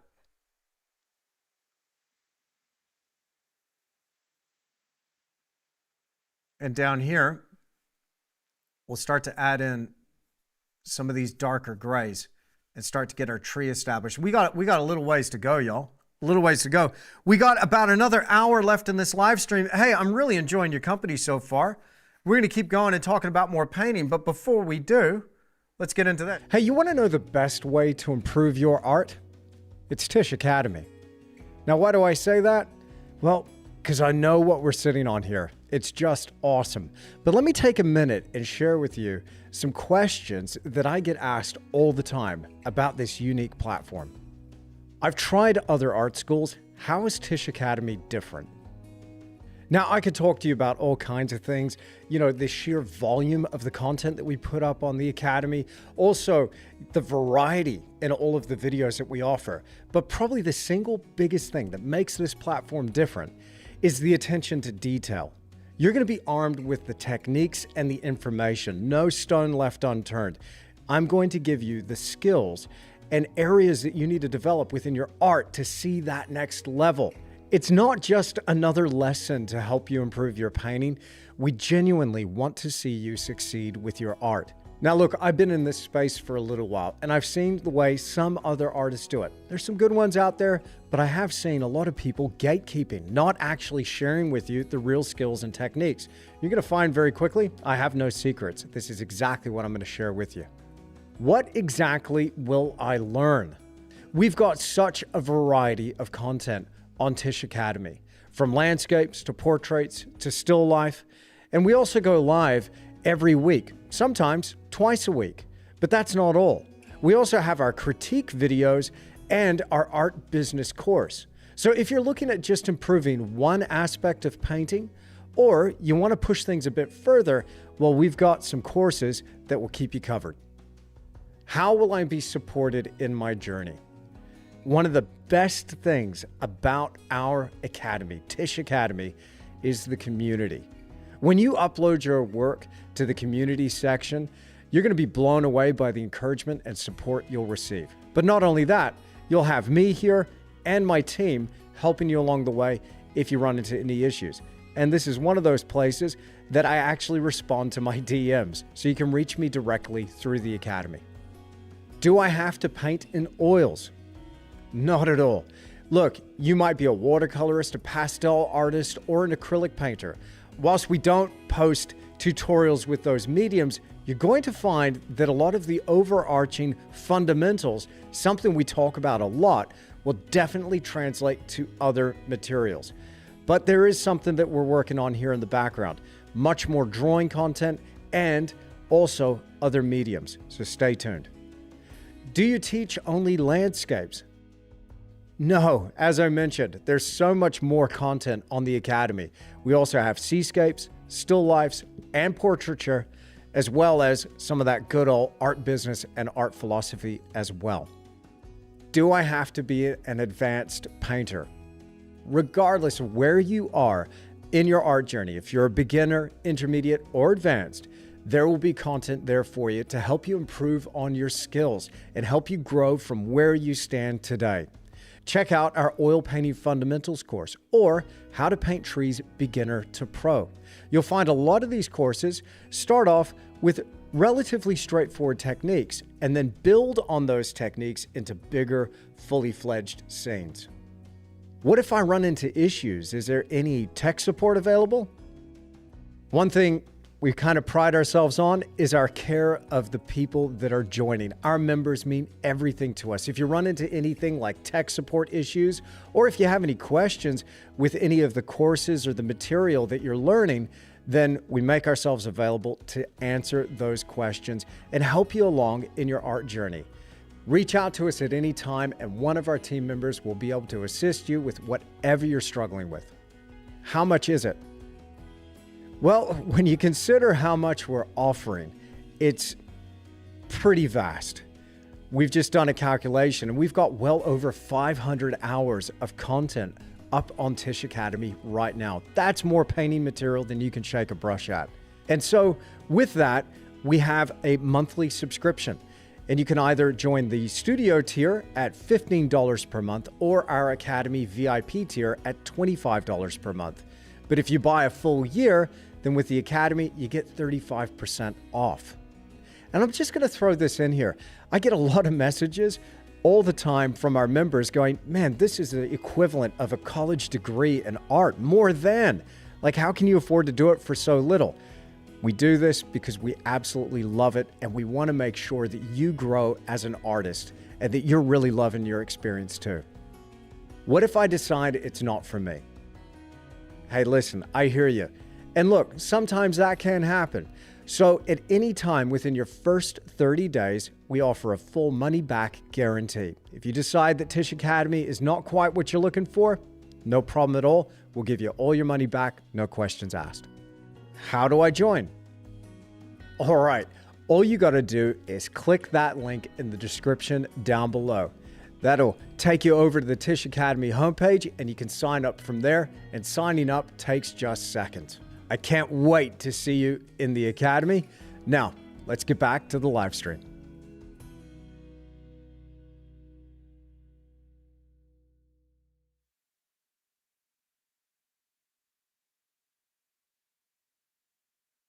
Yeah, I'm mute. I do that every time after break, every time. Still learning, still learning. Hopefully you can hear me now. I've just hit that little switch. We're good now, Nick? We're good? Okay, cool. A couple of things. Right now, I'm going to be offering an extra 30% off for your first 3 months here at Tisch Academy. If you want to join us and join our, look, I got to say, this is the best community online, period. Such a supportive environment to be able to level up your skills within. Our members are just so encouraging, just full of support, which is awesome. So when new members are uploading their work and posting that to the community feed, I just see all my Tisch Academy legends and OGs in there offering, feedback if that's needed, but always a helping word and support and encouragement, which is awesome. So shout out to my legends and my OGs over there on Tisch Academy. As I tell you what, man, it almost makes me a little bit emotional, but as I look at the live chat here, I swear I did. There's nobody paid here, and there's no bots here in the chat, okay? Just, yeah, you have my word. That's genuine. Those are genuine, real people, real human beings that are our members currently. And they found that next level by joining us on the Academy. And this is my life's mission. I love to paint. I love to be here in the studio and working on my paintings and, listening to a podcast or a book or music or whatever and just be in my own little world. But the thing that's better than that is sharing it with others. And also for me as a teacher, I love to teach, man. Like, this is my life's purpose, is to help you level up your art. That's what I'm here to do. So I really do hope you join us. I want to offer you an extra 30% off your first 3 months by using code TISHLIVE. That's going to be up for the next 24 hours, right? I'll get my tech guy, Jim Fairburn, to put the code, all caps, all one word, TISHLIVE. Watch the spelling on Tisch. It's T-I-S-C-H, as in Tisch Academy. My name's Andrew Tischler, of course, as you know. Tisch is my nickname. It's what my friends call me. You could call me Tisch too. All right, so check that out. And shout out again to all my Tisch Academy members. Thank you so much. Just much love right back at you guys. Thank you. I appreciate you so much. Could not do this without you. Thank you, thank you, thank you. Okay, let's get it back to painting. Again, remember, Tisch Live, extra 30% off your first 3 months. And that's an additional 30% off, okay? So we'll get that code. Jim Fairburn, I'll just get you to put that code in the live chat there, please, sir, if you don't mind. Thank you so much. Okay, let's get back to it. Let's just have a look at where we're at.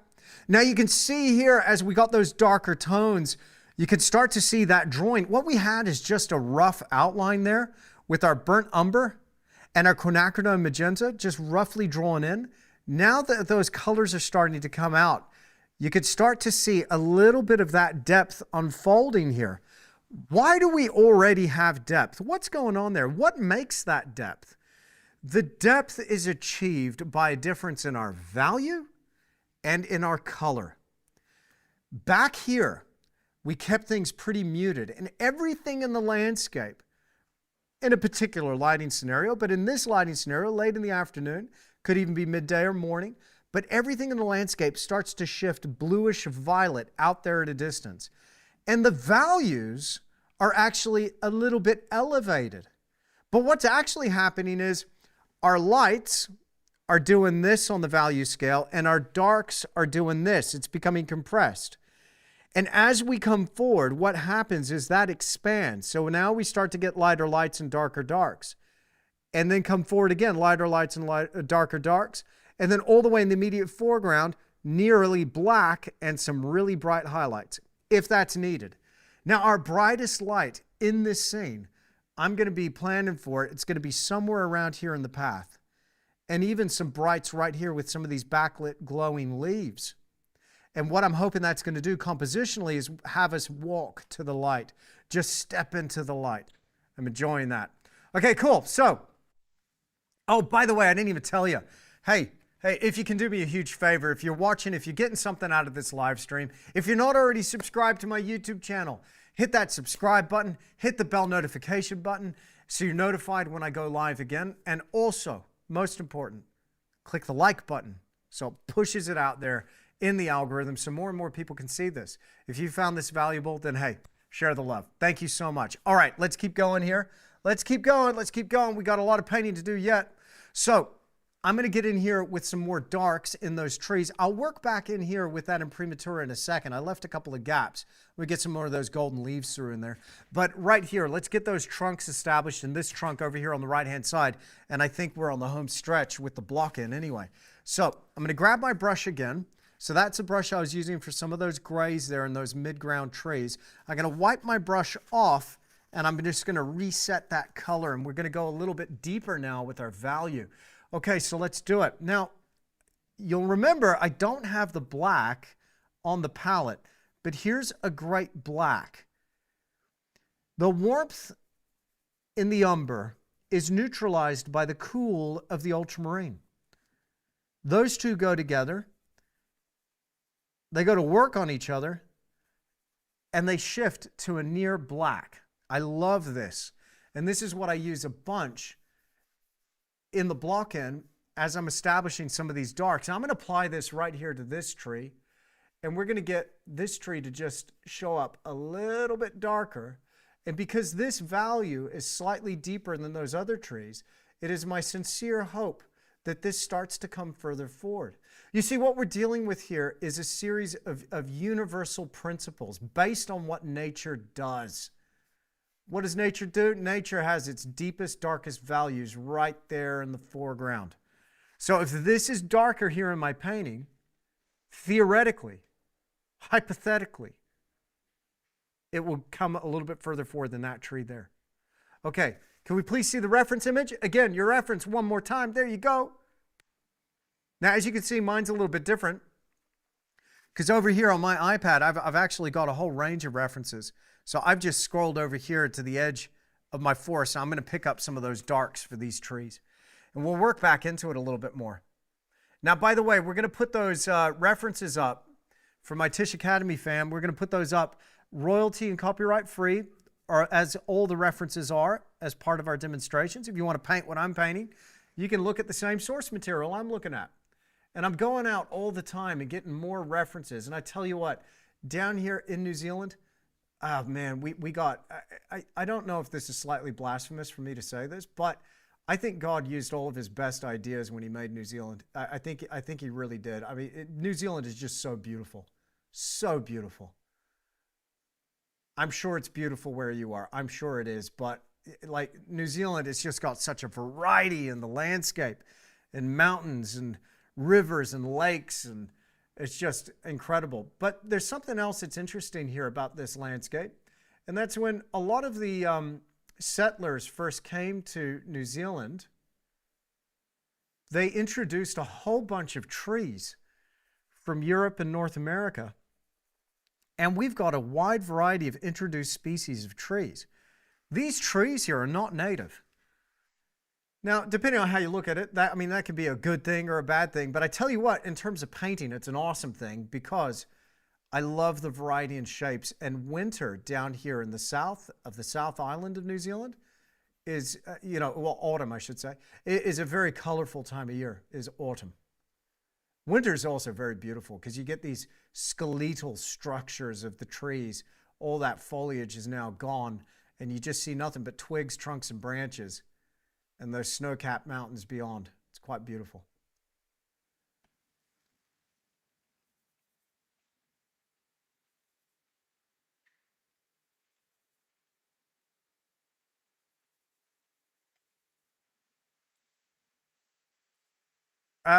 Patty, they're coming very soon, and I'll be putting them up on the Academy today, immediately after the live stream. Stay tuned.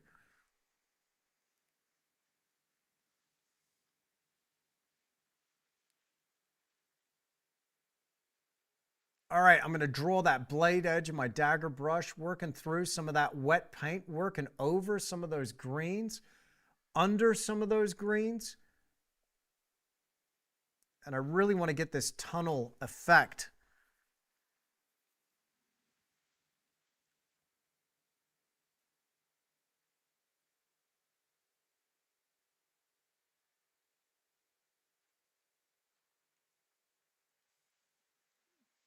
Start to lean a few of these branches into the scene. But the main thing is just those main branches and trunks. The twigs and tinier branches, those are all sorts of things that we can add later. So just getting the main structure down, as long as I can see that underlying structure and form of my tree, then that's a pretty good start. Let's have another just smaller trunk coming through here. And would you believe the liquid is already starting to set up? You can feel a certain surface tack that wants to grab the paint off the brush. So as you're building it up in layers, you'll start to notice that it goes a little bit sticky. Now, some people don't like that, but I use that. I quite enjoy the way it starts to set up, because it means you get to work back into it without picking much of that underlying color up. Again, you get to work back into it rapidly, even in the same sitting. So we've got a couple of branches and a couple of trees on that side. And already you can see it's starting to frame out that left-hand side of the composition. Now immediately I'm going to change gears. I'm going to go over here and we'll start working on this tree. And I had on my iPad here a little bit of different reference material.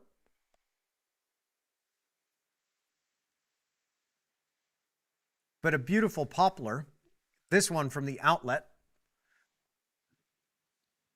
And over here on this side, we're going to have burnt umber, ultramarine blue. Again, that's our combo. But I want to get a little bit of a sense where this is showing up as a silhouetted dark shape. I want to get a little more sense of volume and three-dimensionality in this tree. But I got a couple of features here that I quite like. I like this branch shooting off the side. And I like some of these deep grooves and crevices down here closer towards the base of the trunk. So let's get a gnarly old tree right here.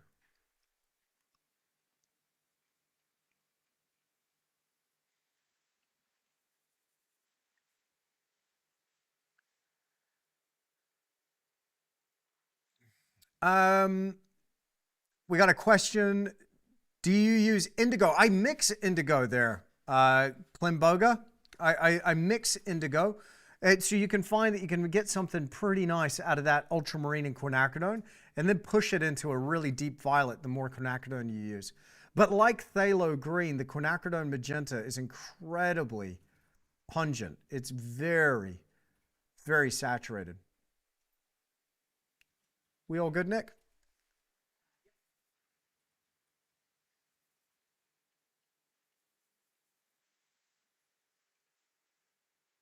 Where is your light source for this? Joy, great question. My light source is going to be high and to the left-hand side. Probably just slightly off the top edge of this painting. So I'm keeping it in mind. It's a great question. Keeping it in mind, but I'm going to be introducing that a little bit later. But one thing's for sure, we've got to keep the light consistent within the scene. Now, I've actually got two light sources in this painting. My direct light source that is coming from that sun, and then this ambient light source.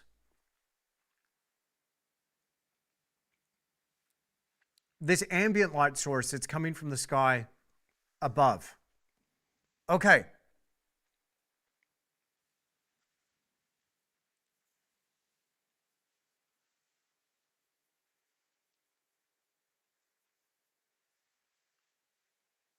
Now, I was just mentioning New Zealand and how beautiful the landscape is down here in this part of the world. Would you like to see it? Would you like to join me here on the ground in New Zealand and paint this landscape from life? Well, if so, then why don't you join us on one of our art tours the last couple of years, we've been running plein air art tours here in New Zealand, and it is just the trip of a lifetime. We're talking 10 days, luxury accommodation, beautiful accommodation, in some of the best locations where we actually go out to private properties where we're well off the tourist trail and spots where you feel like you're the only one there in the valley. It's just unreal. 10 days, limited to 10 students. So these are extremely limited tours. We've got a dedicated ground crew, and let me tell you, every attention to detail. And a lot of these people that have joined us on these recent tours have said, not only was that the best art experience I've had, that was the best trip I've ever taken, period. And we were just blown away by that feedback. It was awesome. So next year, we're coming back even better than ever. And we've been working already on some new locations and some new places to take you. But it happens here in Queenstown and in Wanaka in the South Island of New Zealand. If that sounds like you, if you want to register your spot, all you got to do is go to andrewtischler.com. There's a link right there in the live chat right now.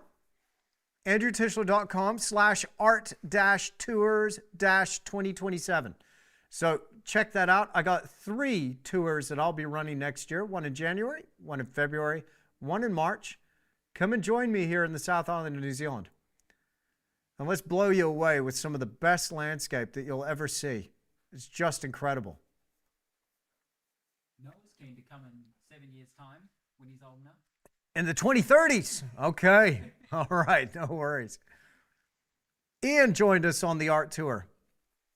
Ian had a good time. Awesome. Good to see you, brother. The best part is the people that you'll be painting alongside. And of course, I'll be with you there every day, every step of the way. And we actually get a lot of one-on-one time with your paintings as we're working out there in the field. But the best part of it is the people that you meet on tour. You end up making friends for life. Isn't that right, Ian?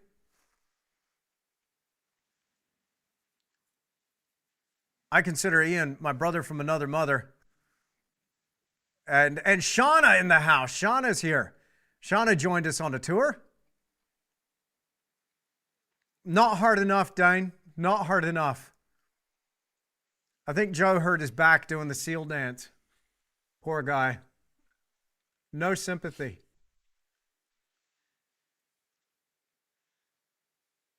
You can take the kid out of Balclutha. Oh, you finish that one off for me. What about Gray Payna? Do you mean Payne's Gray? There, Klimbo? Do you mean Payne's Gray? Don't ask, Lillian. Don't Google it either. Oh my word! What have I done? What did I do? I know, Nick. I know. It is for Joe. Well, at least Joe's back. All right, now that's not all. I got right now. Let me do this right now. I got something in my drawer. Here we go. Here we go. Now, over here in my drawer, what have I got? What have I got? What have I got? Here we go. Here we go. My beloved students who join us on the art tours get to paint with that, the Tischler Rosemary & Co. plein air set. I got one of these up for grabs today, and I've got a landscape set up for grabs today. If you want to use some of the brushes that you've seen me use here in this demonstration, I got a couple of these. We're going to give away the plein air first. First person in the live chat right now to give me, in order, the hierarchy of visual elements that I have within my control to be able to create form, depth, light, and material, I'm going to send you a set of plein air brushes, beautiful brushes made by Rosemary & Co. These are the best. Oh.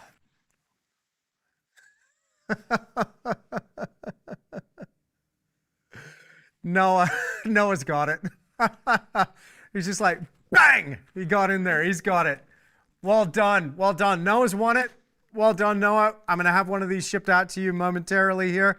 Well done, sir. Noah, can you just hit me up via the DMs on Tisch Academy with your, don't do it here in the live chat. Send me a DM with all of your details, including your phone number and email address and your shipping address, so I can have one of these shipped out to you. Thank you, brother. DM me on the Tisch Academy. Awesome. All right, I'm going to have that landscape set up for grabs here. That was an easy one. I'm going to make this one a little bit harder. I'll make this one a little bit harder. In fact, I'm going to I'm gonna get something for Ken sent me. I might do this as a dad joke one. I might do a dad joke one.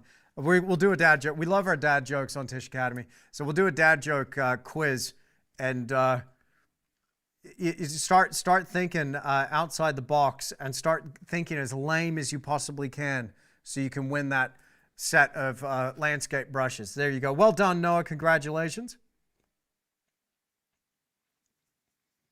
You got to stay till the last hour to get the good stuff. That's what I'm saying. And if you're watching the replay of this, if you're one of those future people, then make sure you hit the subscribe button and the bell notification icon so you're notified when I go live, and you can be in the running to win something.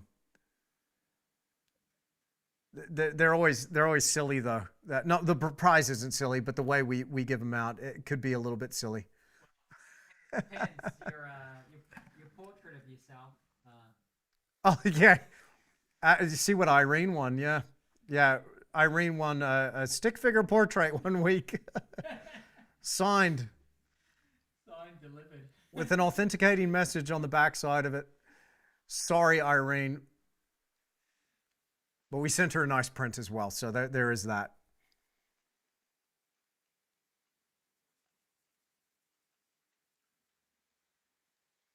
Yeah, Noah has faster internet. Yeah, that's probably it. That's probably it.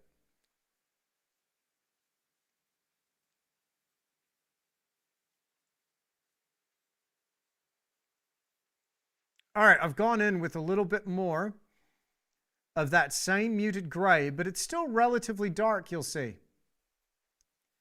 Now, because it's a little bit darker towards the lead edge of that tree, I'm just working across that, just rounding it out a little bit more. And what I want to do is I want to feel a little bit of that structure of the tree and a little bit of the sense of the cylinder of the tree. It's still showing up a little bit flat right now, but right now, tonally speaking, because we've stepped down in the deeper values within those crevices and grooves, it's stepping ahead of that grouping of trees there in the center. So that's the idea. That's the idea. So I'll work back into that a little bit more with some more of this deeper gray. I tend to get a bit more chunky with my paint here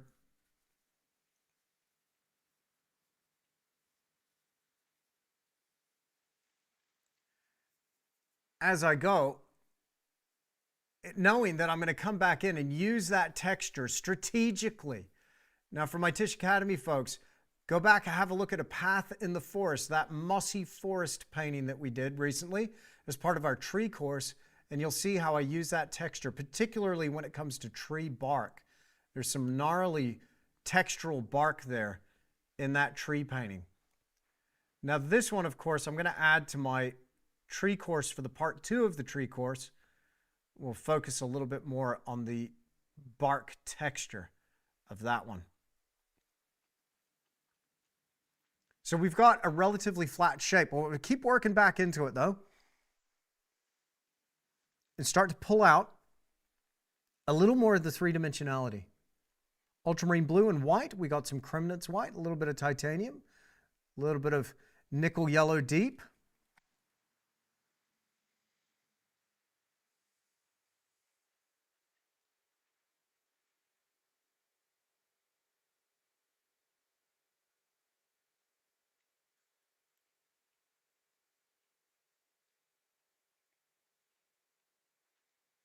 And I've got one of these exposed roots down here.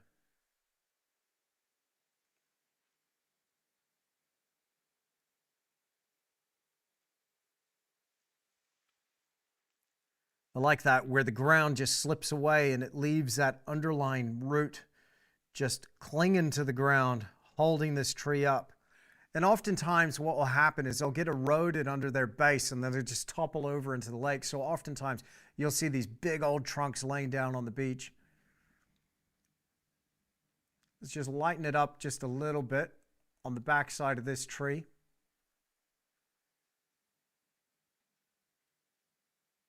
Now that right there is a pretty heavy element. I'll give you that.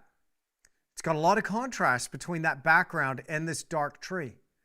So how could I then pull focus away from this tree and get you back over where you need to be right there? I think the light's going to do it, and the contrast that we'll achieve in this area. We'll see how much of that we can do in this session. But for starters, I want to just move back in here and start working with some of those fallen leaves right here on the green. Get this area covered in, and then we'll work back into those leaves. So let's go ahead and pick up. Where is my brush? I got my big flat brush here. Let's pick up some more burnt umber and transparent red oxide. I didn't even have the palette there. Burnt umber, transparent red oxide, and a little bit of transparent yellow oxide as well. Red oxide, yellow oxide, burnt umber. A hint of white, just a hint.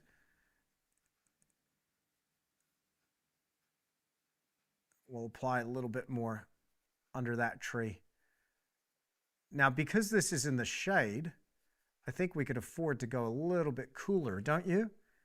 Indeed. Let's pick up a little bit of cobalt and a little ultramarine and a little bit of the quinacridone right there.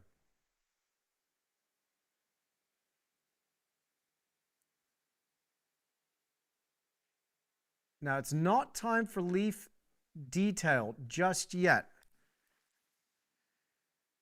Let's get a bit more dark. I want to get some more of those buttress roots in there. Get a bit more character in our poplar tree. A little bit more. I think what we could use, definitely. Let me have a look here. What have we got? Bit more reference that might help me? No? Maybe in that one? Yep, that'll do it. I think I might just widen that base just a touch.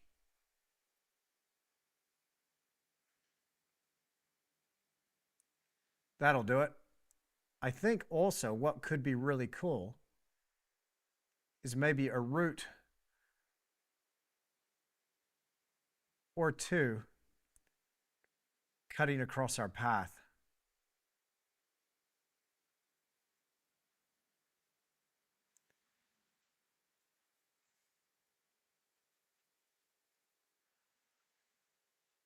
And let's just get a bit of a darker shadow under there.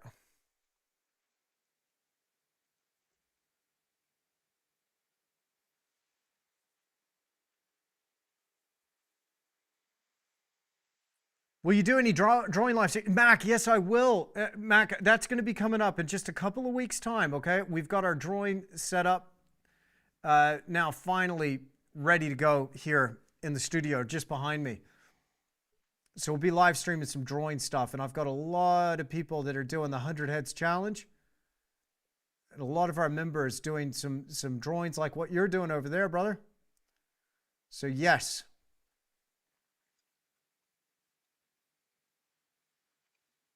I think we're going to do a live stream, though, first up, just on drawing thumbnails. I know Susan, one of our members, is going to be happy about that. Okay. Happy with that tree so far. Again, just as a space holder, I can see it in the block in. She's done. Let's move over here and get some of that foreground in there. Now, I'm in the way on that other screen, but let's mix up some color right there for our grasses. And again, you see a little bit of something going on there, don't you, in the bottom left-hand corner? In my composition, it's taking up a little more space, isn't it? So let's get a bit of that in there. So I could use, actually, truth be told, I could use this brush here, but it's loaded with transparent red oxide and yellow oxide. That's okay. Let's just get an abundance of ultramarine blue out and some titanium white. Nickel yellow deep, and now we're going to go for cobalt teal. Now, by the way, cobalt teal, beautiful color to work with. It's a light blue. It's almost like pure turquoise, but it's shifting slightly green. And then down in here, this spear grass, you'll notice, is a bluish green color. And it gets a bit top heavy, so those blades flop right back over and start pointing downwards towards the ground. And as it does so, the flat blades reflect a little bit more of that ambient skylight. Down towards the heart of the plant, it gets a little bit more saturated, so I'll mix in a little phthalo green, a little bit of ultramarine, a little more Hansa yellow, and down here towards the top so we can get a touch more of that. And notice how I'm working between some of the deeper values that we had established there previously.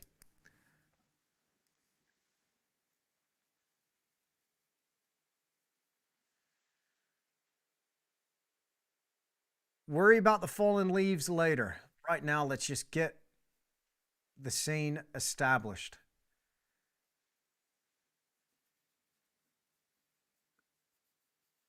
So working with our big general shapes, then towards specifics. Now down here along the edge, there's some really nice weeds and leaves and texture. Slightly deeper in terms of the green. Let's go that one. Slightly deeper in terms of those leaves. So a little more saturation, a little bit darker. I'm going to go ultramarine blue and Hansa. Add a touch more of the phthalo. And right here towards the edge of the path,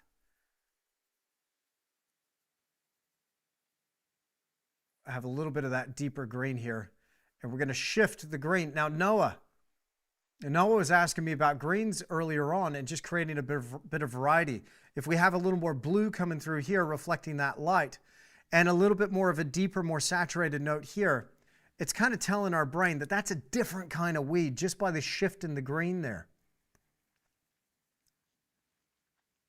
Now, as those weeds go back in space and they start to enter that shadow back there, I'm going to get a little bit deeper. So a little more ultramarine blue and a little more phthalo, and I'm going to get a bit deeper back here.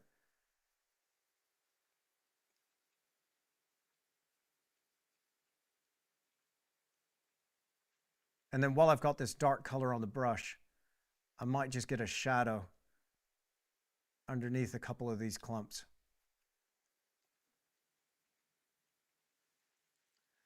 Now there was something else that I had, which was a tree stump. This thing had been sawn off at one point. I like that. I want to put it in there. Burnt umber, ultramarine blue.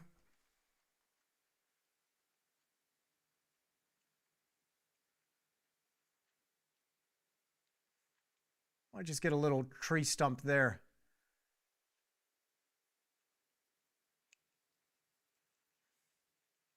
And work in just a little bit more of that deeper tone. Right here under our deep shaded trees.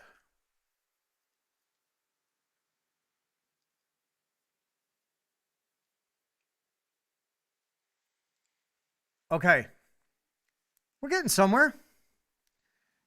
Could we add a little bit of this on this side? Just a little greenery. That might help tie the two together. And now, I've got this color on my brush. I want to create a little more contrast back here and work back into that imprimatura. So even though I've got that deeper green on there, as soon as I add the nickel yellow deep, it starts lifting that value back out and going just a little bit lighter, and it starts shifting it a little bit grayer. Let's apply a couple of strokes of this back here.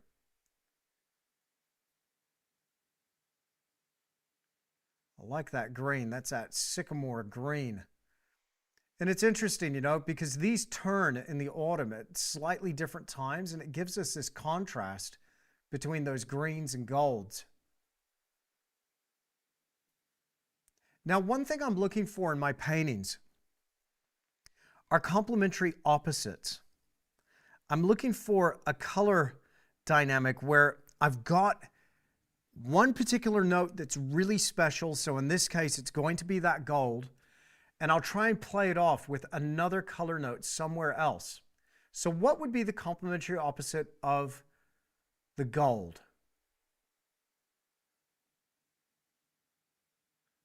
You could just say yellow, because it is a little bit more of a yellow that's coming through. What would you say that would be? Exactly. Exactly. Noah, Josie's got it. So, where is that violet showing up? Right here. Right here. There's another complementary opposite that's going to come up that I'm going to play with.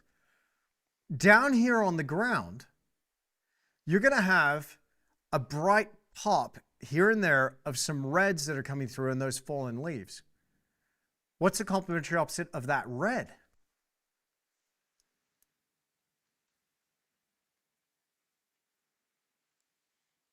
We're applying it right now. Exactly. Exactly. You're so good. I'm seeing the live chat right now blowing up. Top marks, y'all. Top marks.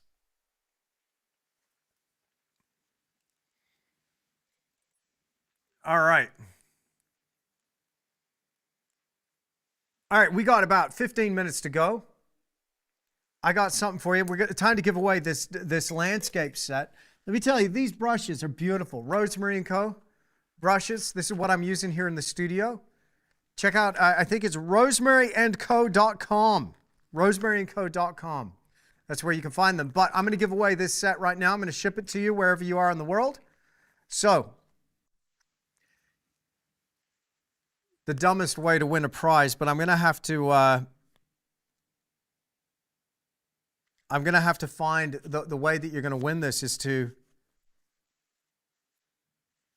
give me the punchline to a dad joke. This one's so appropriate. We're painting trees. Okay, here we go. First one to give me the answer to this stupid dad joke. Shout out to Ken for sending me a deck of cards. Every one of them has a dad joke on it. How can you tell if a tree is a dogwood tree? First one to tell me in the live chat wins a set of brushes. Okay. How can you tell if a tree is a dogwood tree? Here we go. Carrie Shaka's got it. Okay, let me scroll back in the chat. Nick, I need you to scroll back in the chat. Find the first one. That was too easy. The chat is blowing up. It's blowing up. Okay, it's enough. We have a winner. Stop. We have a winner. We have a winner. Scroll back, scroll back, scroll back, scroll back. Callie had it. Go up top. Go up top. Callie had it. Stop. Go up. Yeah, boom. Boom. Yeah. Carrie Shaka has got it. Yep. There you go. Callie, what I want you to do is send me your address along with your email and phone number. It's just we need that for the shipping, and I'm going to have that sent out to you. If you're not a Tisch Academy member, then you can hit me up via the contact form on my website, okay? But I'll need you to verify that it's you with your YouTube. If it's linked to the YouTube account that you've got here, then it's yours. I don't want anybody impersonating you. Okay, and while we're here, while we've got a deck of cards here. What's up?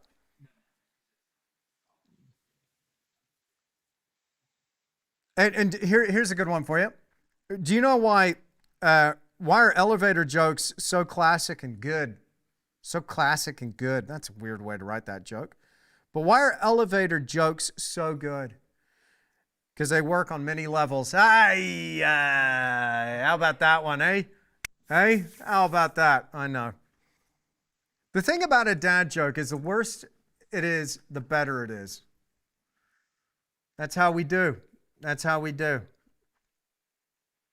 Okay.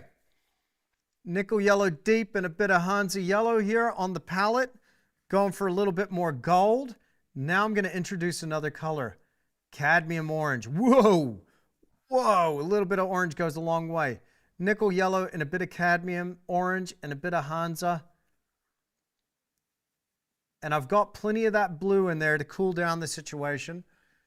But we've got these beautiful leaves back here of our poplar that are gold. However, these are gold leaves in the absence of direct sunlight. So I've had to mute them somewhat.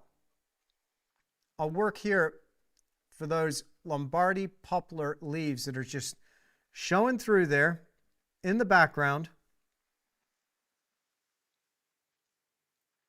But again, these are on the shaded side of the tree. Not many of them are going to be picking up that direct light. We'll just work between some of our branches, maybe over a trunk or two. Break up some of these edges.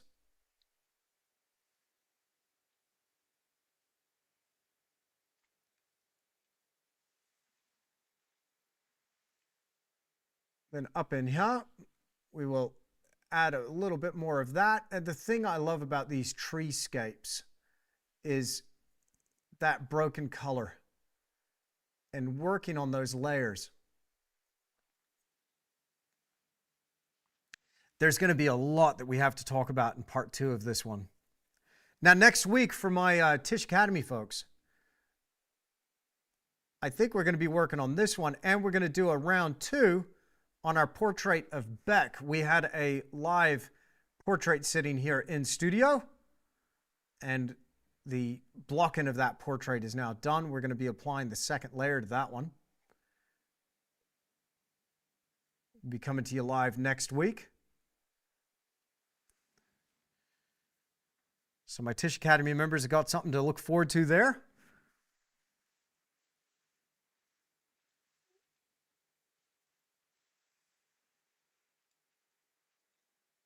What pigment in the Hansa yellow? Matthew, great question. I'm going to have to refer to the Blue Ridge site, but you can beat me to it. Just go ahead and go to blueridgeoilpaint.com, have a look. Oh, actually, I've got a color card on my desk. Here we go. Hansa, permanent yellow 74. Permanent yellow 74 is the Hansa. There you go. Permanent yellow 74.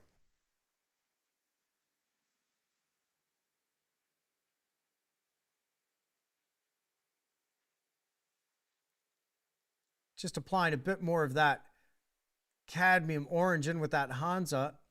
I've cooled it down and knocked it back with some of those blues that we had, but you notice just a little more richness coming through here in that yellow. Now it's a little bit of a solid block of yellow there, isn't it? A little bit. But I'll go ahead and break up against that block, and I'm going to have some younger saplings that I know I'm going to come in and add right over the top. But first, let's cool down some of these greens that are hanging down in front of it and just get a little more saturation out. Cobalt teal and Hansa makes a beautiful cool green. The cool in the teal overcomes some of that Hansa, and we can get just a bit more saturation here in some of these notes of color. And I also add a bit of white and a bit of ultramarine blue to it, and a little more cobalt teal, just a hint more. Yeah, that's a little cooler. So we've got a bit of sycamore coming down.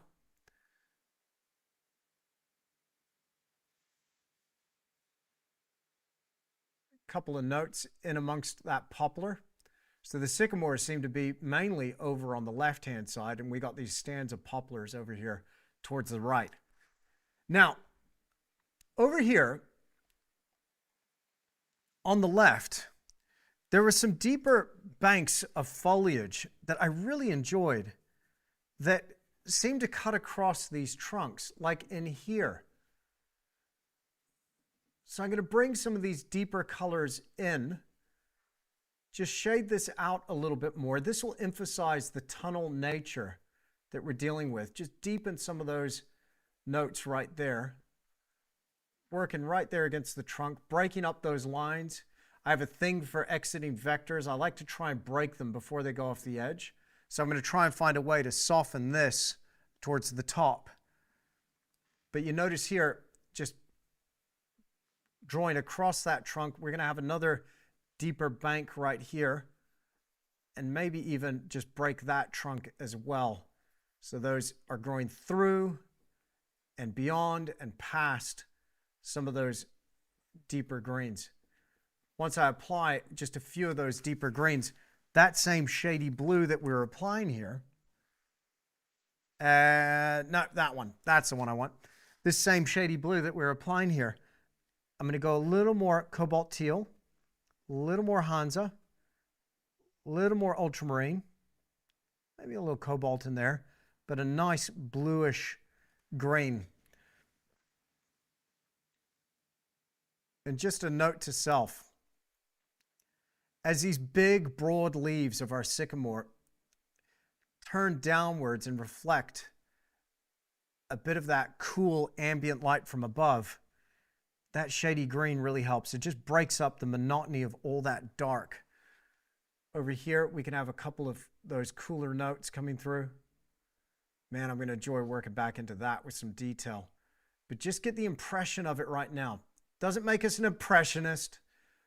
Not that there's anything wrong with that, but essentially our first layer looks a little bit like an impressionist painting. Just a little bit. All right. Hey, I don't know about you, but I'm enjoying the living snot out of this thing. This is fun. Painting should be fun.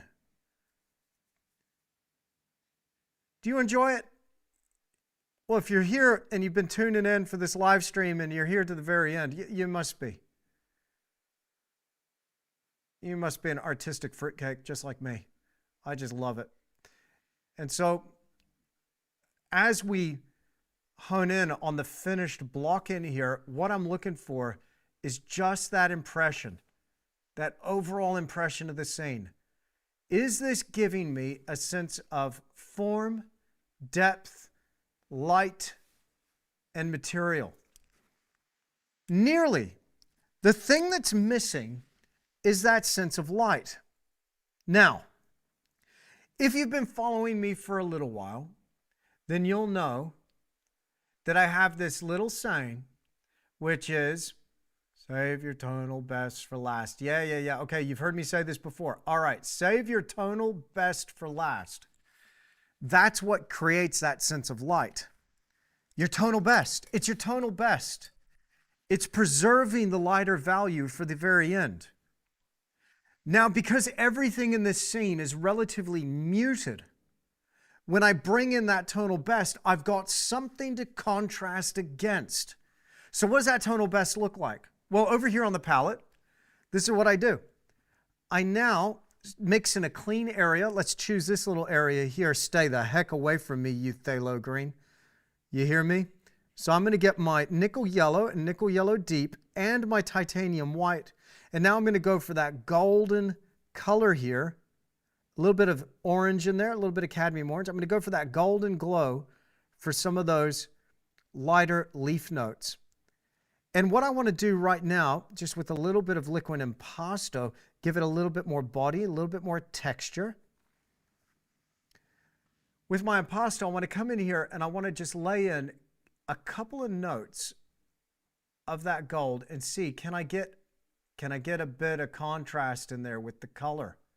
Can I get that to come through a little bit lighter and a little bit brighter, indicating that glow of those beautiful leaves that are just shining bright back here.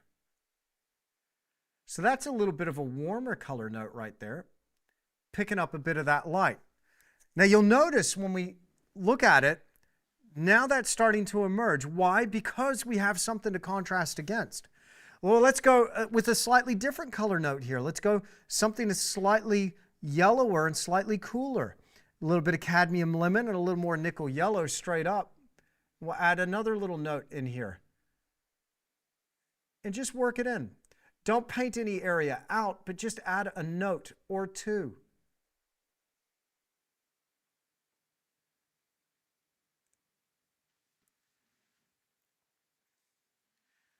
Over here on the back side of this tree, maybe something's come through.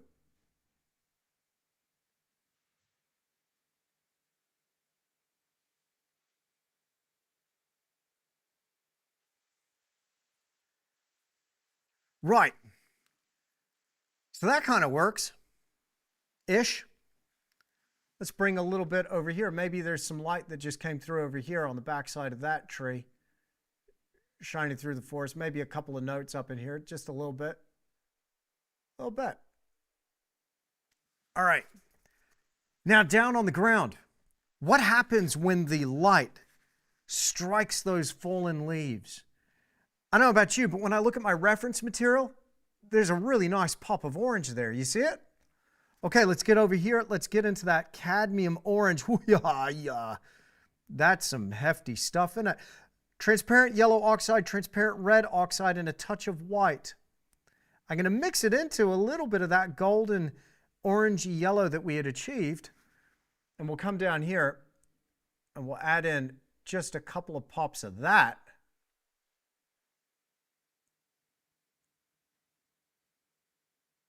And hopefully that will start to communicate a little bit of that light filtering through onto our path.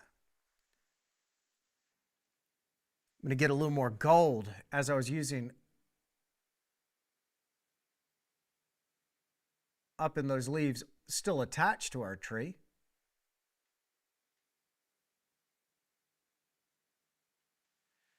Then down in here, I can see beautiful little patch of light right there. We'll contrast that against that dark tree stump that we had sawn off on our path. And then over here, we can have a couple of little dollops that make their way through to the immediate foreground.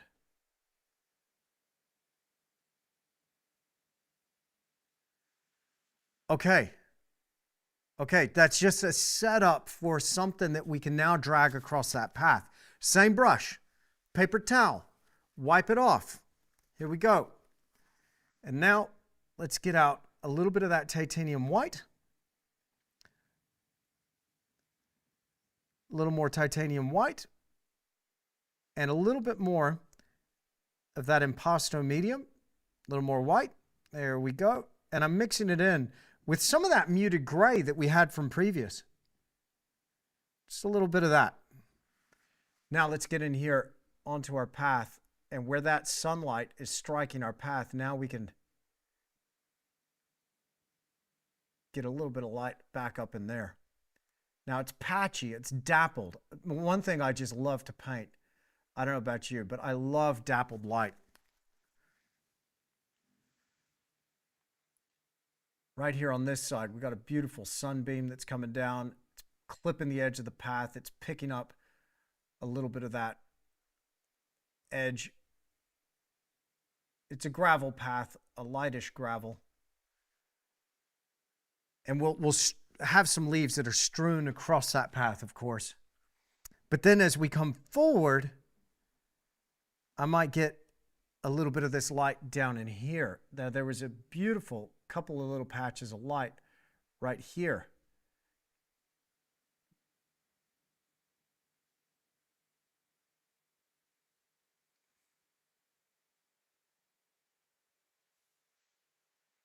Now, the trick with dappled light is take it easy. Don't get carried away. Less is more is less, more or less. I went a little far, didn't I? Yeah, that's okay. Check this out. A little ultramarine blue, a little bit of that gray. I'll just work around a couple of those patches. No problem.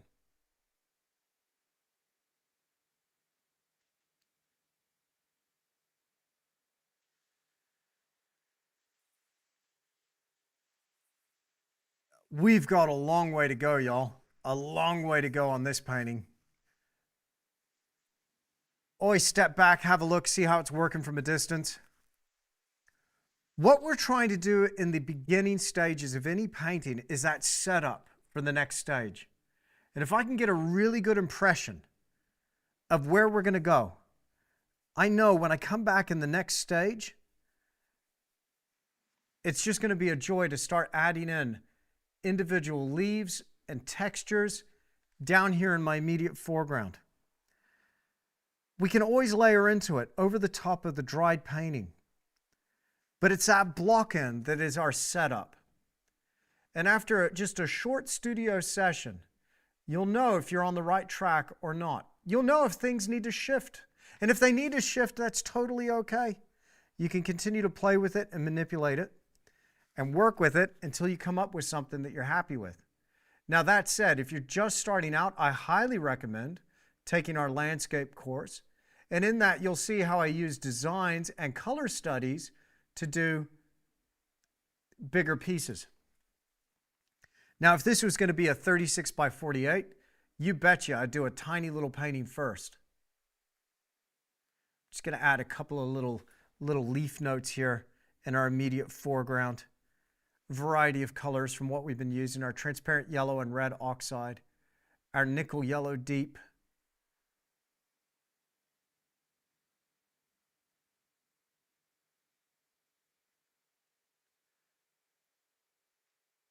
but there we have it, ladies and gentlemen. We've got a autumn tree scene here at the edge of Lake Wanaka, and hopefully the viewer has that feeling like they just want to walk down that path into the light. All right, why is everybody saying bark? Yeah, because they're not quite watching live probably there, one Jordan 8. But yeah, we ran a little competition, didn't we? And somebody here, we got Noah, and then we got Callie as well. Congratulations, Noah and Callie. And yes, we will be sending those brushes out to you momentarily here. Just Noah, I'm going to get you to DM me your shipping address there. And Callie, if you are one of our members, you can send me a DM. If you're not one of our Tisch Academy members, well, that's the best way to be, you know. But hey, that's all good. Wonderful, Callie. We got your details. I can confirm we received those. Excellent. Okay. All right, guys. There we have it. I hope you've enjoyed this time with us here in the studio as much as I've enjoyed your company. It's been a blast. Now, remember, when we're painting landscapes, what we need to do is we need to have that goal in mind. Try and think about what is your painting about and invite that viewer into a story. The thing I love about paths and light is like a moth to a flame. Our viewer is drawn into that scene. And this is something that drew me to my initial photographic reference. There was a story unfolding here, and I thought, man, that is so inviting. I really just want to be in this place right now and explore this scene a bit more. So that's our block in. This is our first layer of paint, and over the top of this, we're going to apply modeling and then details. And if you know me and you've been following me for a while, I get detailed, and it takes a long time. Far more than we can fit into this 3 hours. But for my Tisch Academy, we're going to be carrying on with this next week in the live stream. If you're not already a member, then for the next 24 hours, we're running a deal. You can get an extra 30% off your membership for the first 3 months by using code TISHLIVE. And if you've enjoyed this, then I hope if you're not already subscribed to the YouTube channel after watching this, that I have earned your subscription, and I thank you very much. Thank you for being here. For my Tisch Academy folks, I'm going to be going live next Tuesday, which will be your Monday if you're watching in the US. We're a day here ahead here in New Zealand, so I'm looking forward to that. We've got the second session of this autumn tree painting and the second layer to put on our portrait, which we painted from life of Beck. So that's coming out. And again, join me here in New Zealand. If you're interested, go to andrewtischler.com, hit the art tour tab there on the website. If you want to come paint with me down here in New Zealand, then don't miss out. We've only got very limited space available, 10 days, luxury accommodation, limited to 10 students per tour. And you'll be with me on the ground painting this amazing landscape. That's going to do it here for this live stream. Thanks again for joining me. Shout out to all my Tisch Academy members. Love you guys so much, and I'll see you again in the next one.